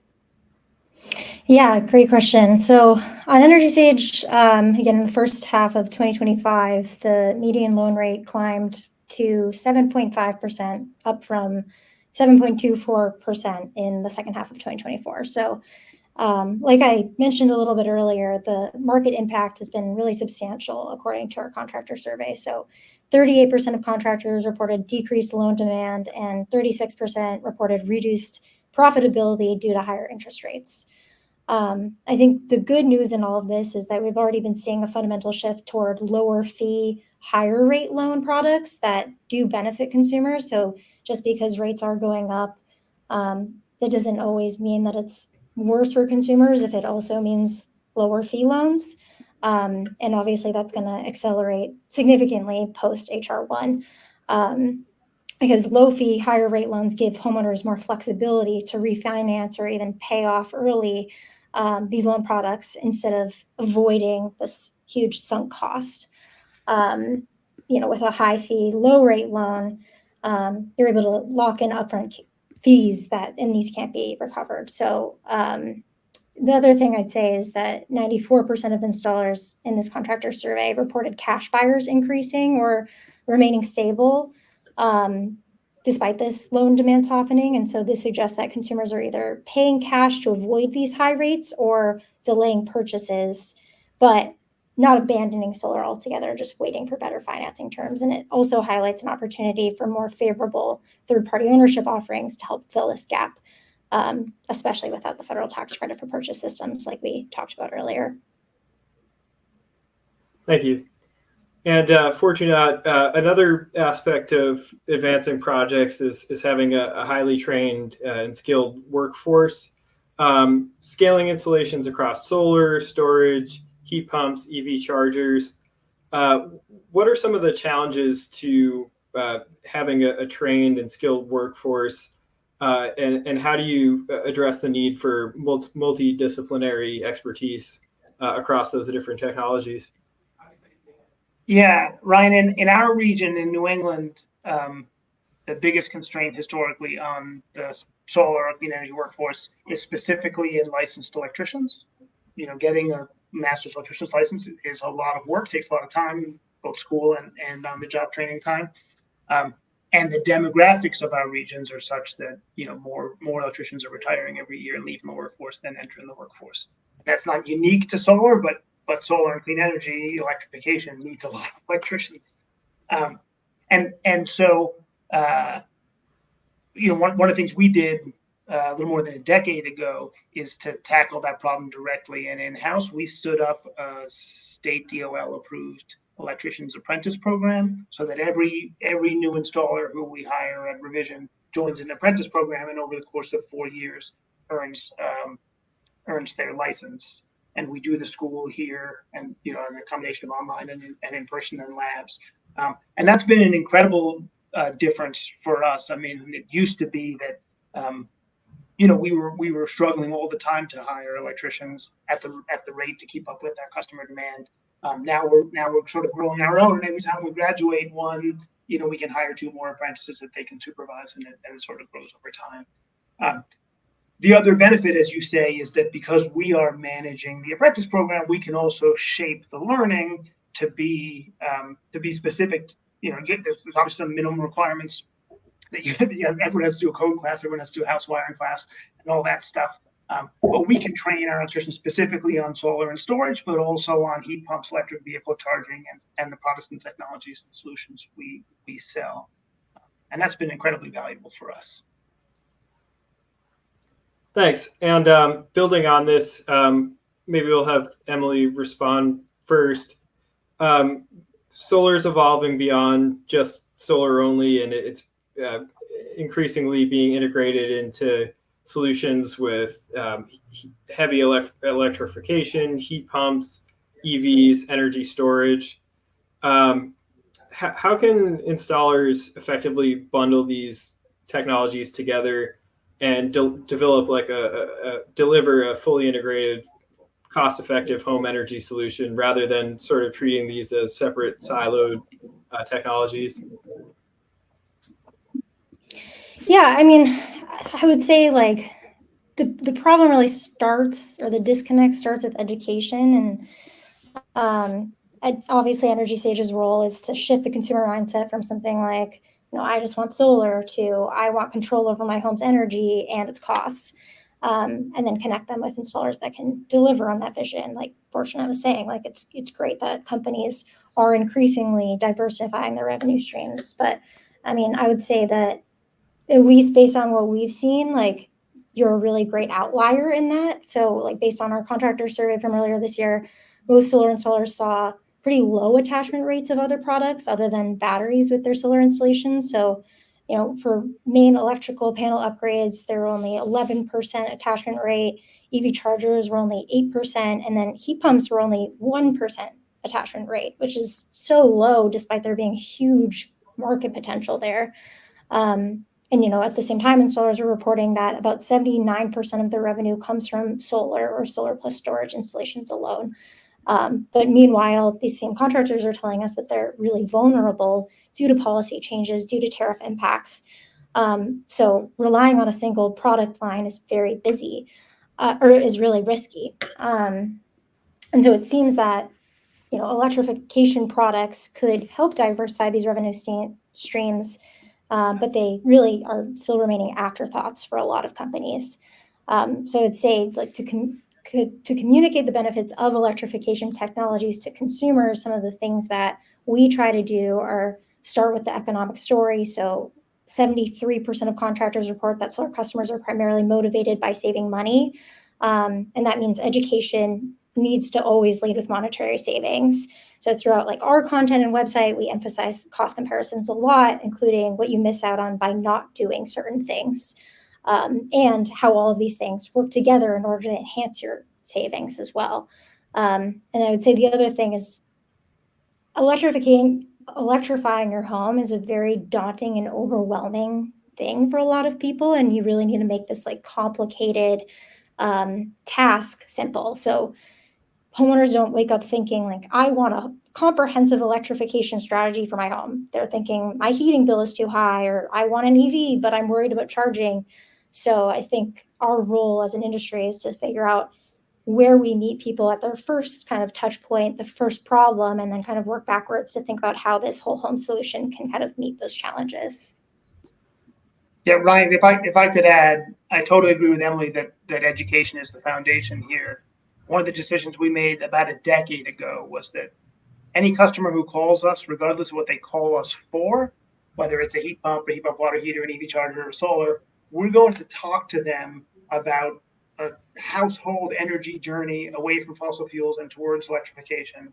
And we're going to explain to them how maybe today or maybe over the next decade, you're going to take your heating, your driving, your water heating, your grid electricity consumption, and we're going to make those all off the roof. And so very often a customer will combine a couple of projects and we'll do a heat pump at the same time as solar. But just as often, the customer will do the one that is the pain point today, but we have engaged them in the process of imagining their personal energy transition and also in the context of our regional and global energy transition. And they're starting to think that way. So they'll be back for their next project. Not going to put in an EV charger until they're buying an EV, right? They're not going to probably replace a water heater until the water heater dies, but they're starting to think about it. The reality is it takes a higher ask of our sales team and designers than of a typical solar designer. But it also results in a customer relationship that is much more valuable, a deeper relationship with that customer, a trust relationship, and one that will go on over a decade. So that's how we've thought about how we can afford to make that investment in education with customers over time. And I also think what you were saying earlier about just delivering a really excellent consumer experience is key to all of this, right? Because if you do get somebody who doesn't have the capital to invest in all of these at once, which is very common, obviously everything adds up, you want to make sure that they're having a really great experience at their first touch point with you, so that later on, if they are ready to then add an EV charger or add a heat pump, they're looking to you to come back to. Yeah, I'm thinking that heat pump HVAC is a big area for growth for companies that have just been solar. They've been decades of just solar, now solar and batteries, and what's the next thing? EV charging. We're installing more EV chargers, but it's not a super high cost item. It's not something that transforms your business. And HVAC is, it's kind of a similar price point. It's a similar sale. It's a similar oversight of one crew doing a day's work or a couple of days work.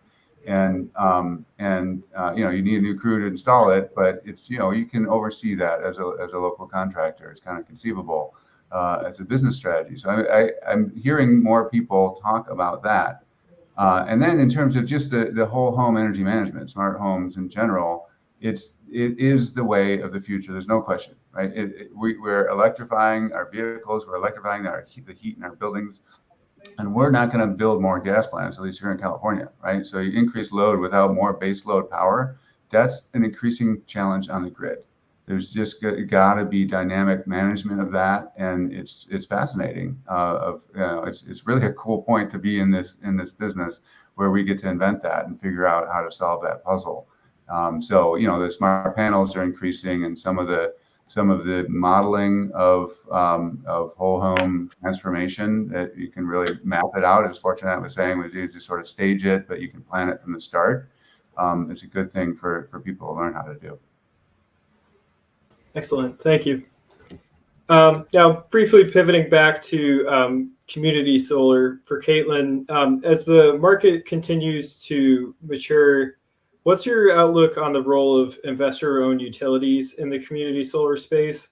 Will they increasingly become project owners and managers, or are they going to primarily retain a distribution system operator that must facilitate the third-party development?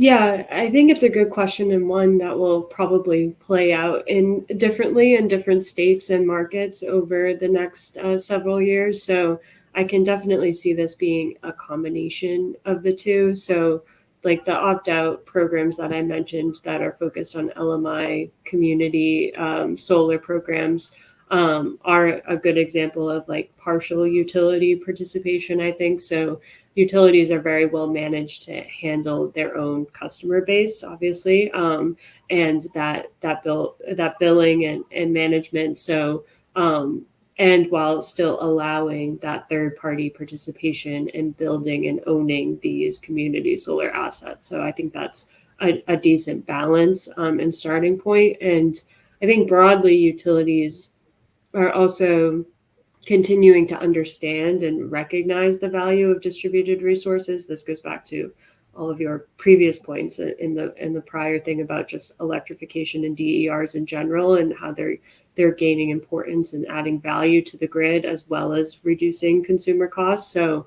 they're on the community solar side and distributed solar side on this like community scale level.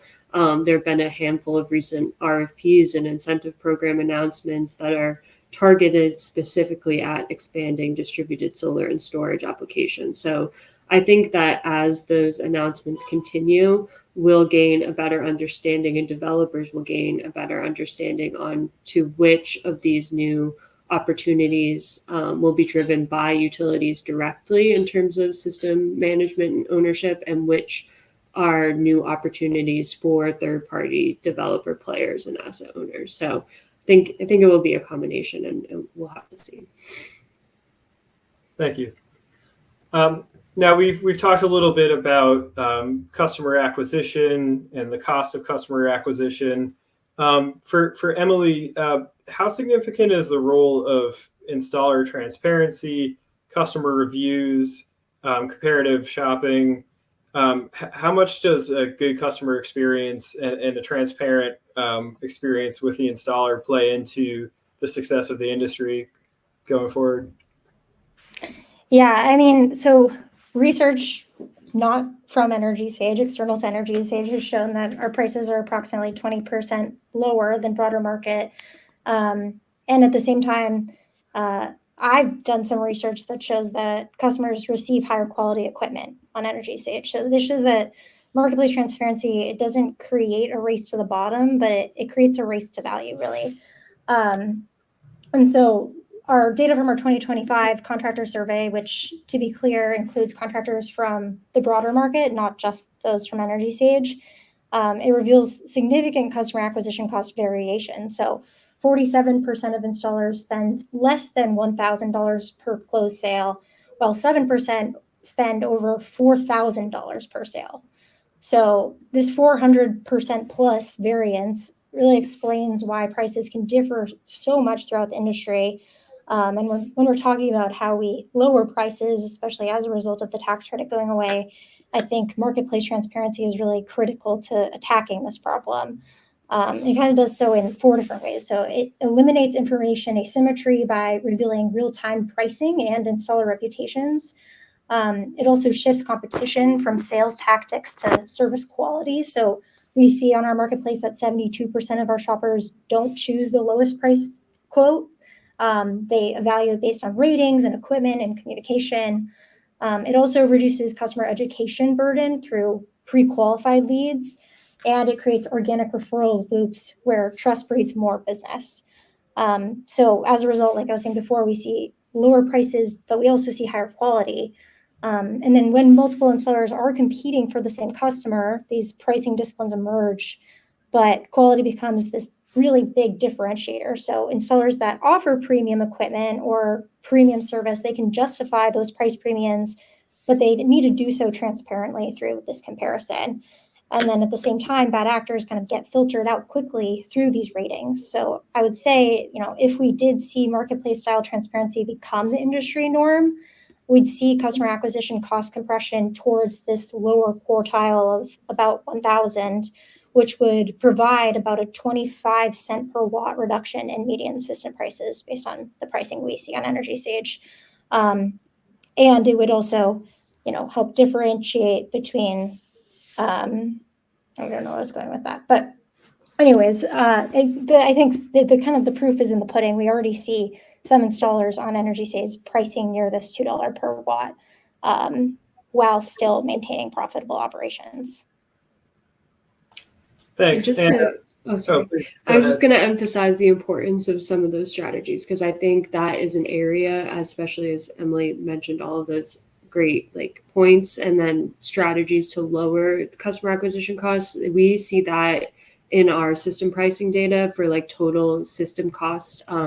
Customer acquisition costs have remained very steadily high over several years. They still make up around 26% of total system pricing, which is just ridiculously high. So I think that those mechanisms and any mechanisms that for automation or efficiency are crucial when we're looking at lowering total system costs for residential.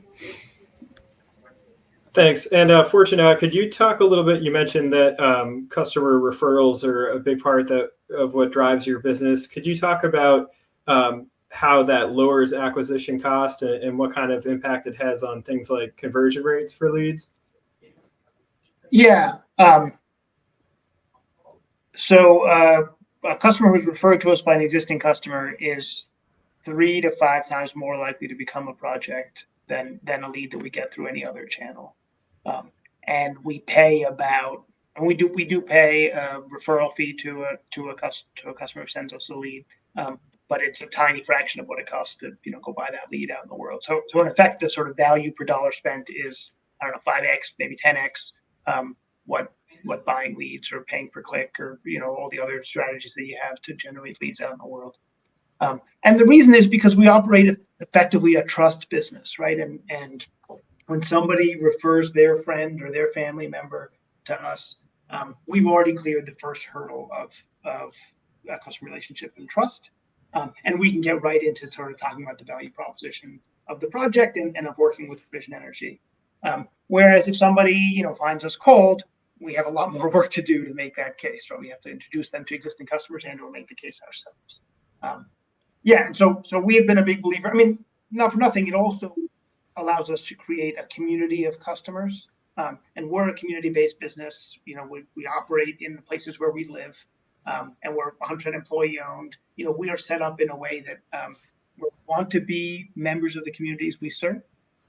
And one of the ways to do that is to lean into all those existing relationships.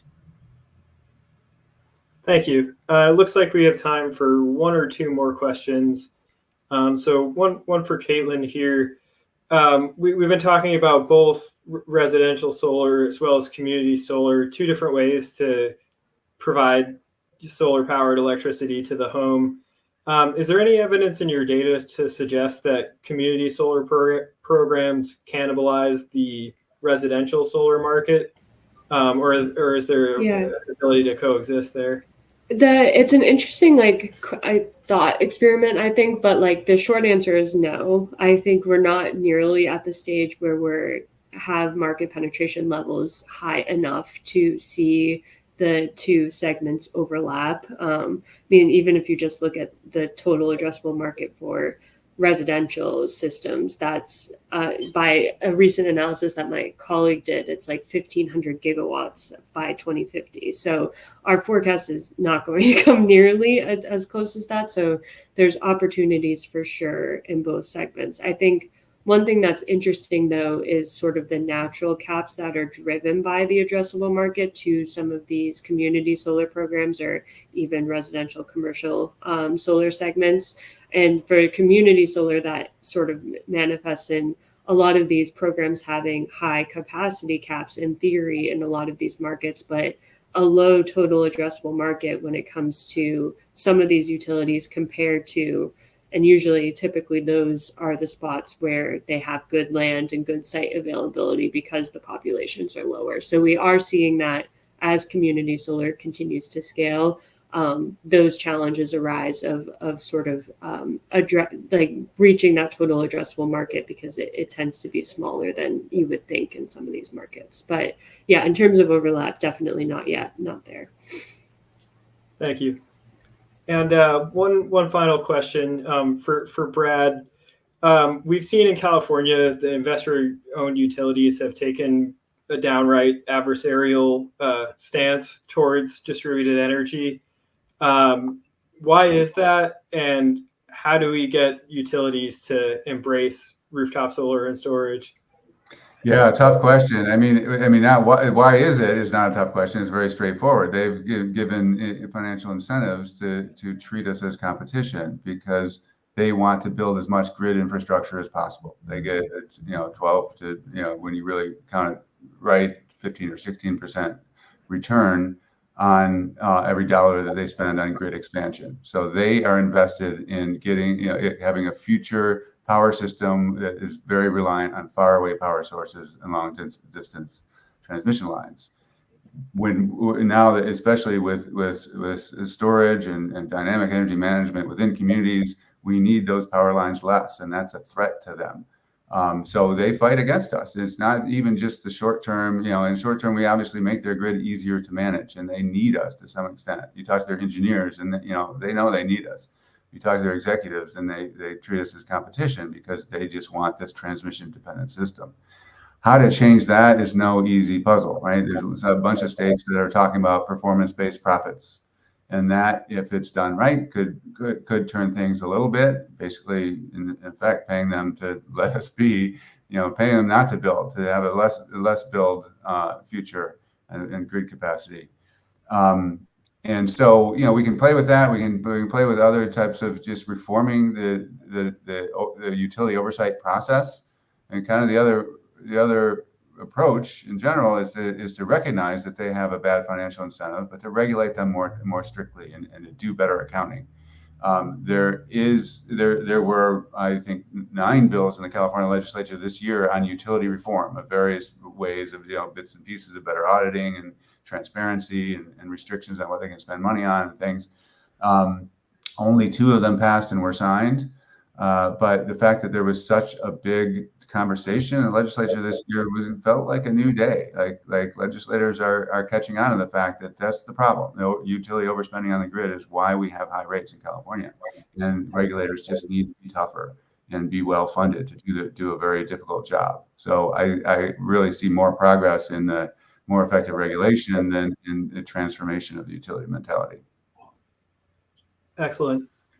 Great. Well, it looks like that's all we have for time available today. Really exciting to see all the different ways that distributed energy is meeting modern problems and creating modern solutions. So thank you to all of our panelists today. Really appreciate all the insights.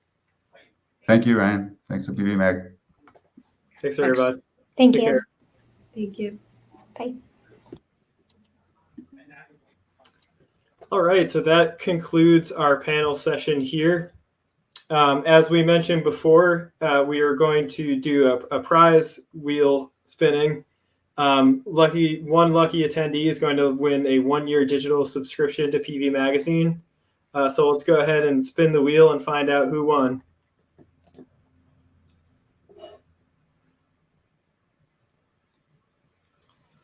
All right, and it looks like Blake Sorensen, you've won a 1-year digital subscription for PV Magazine.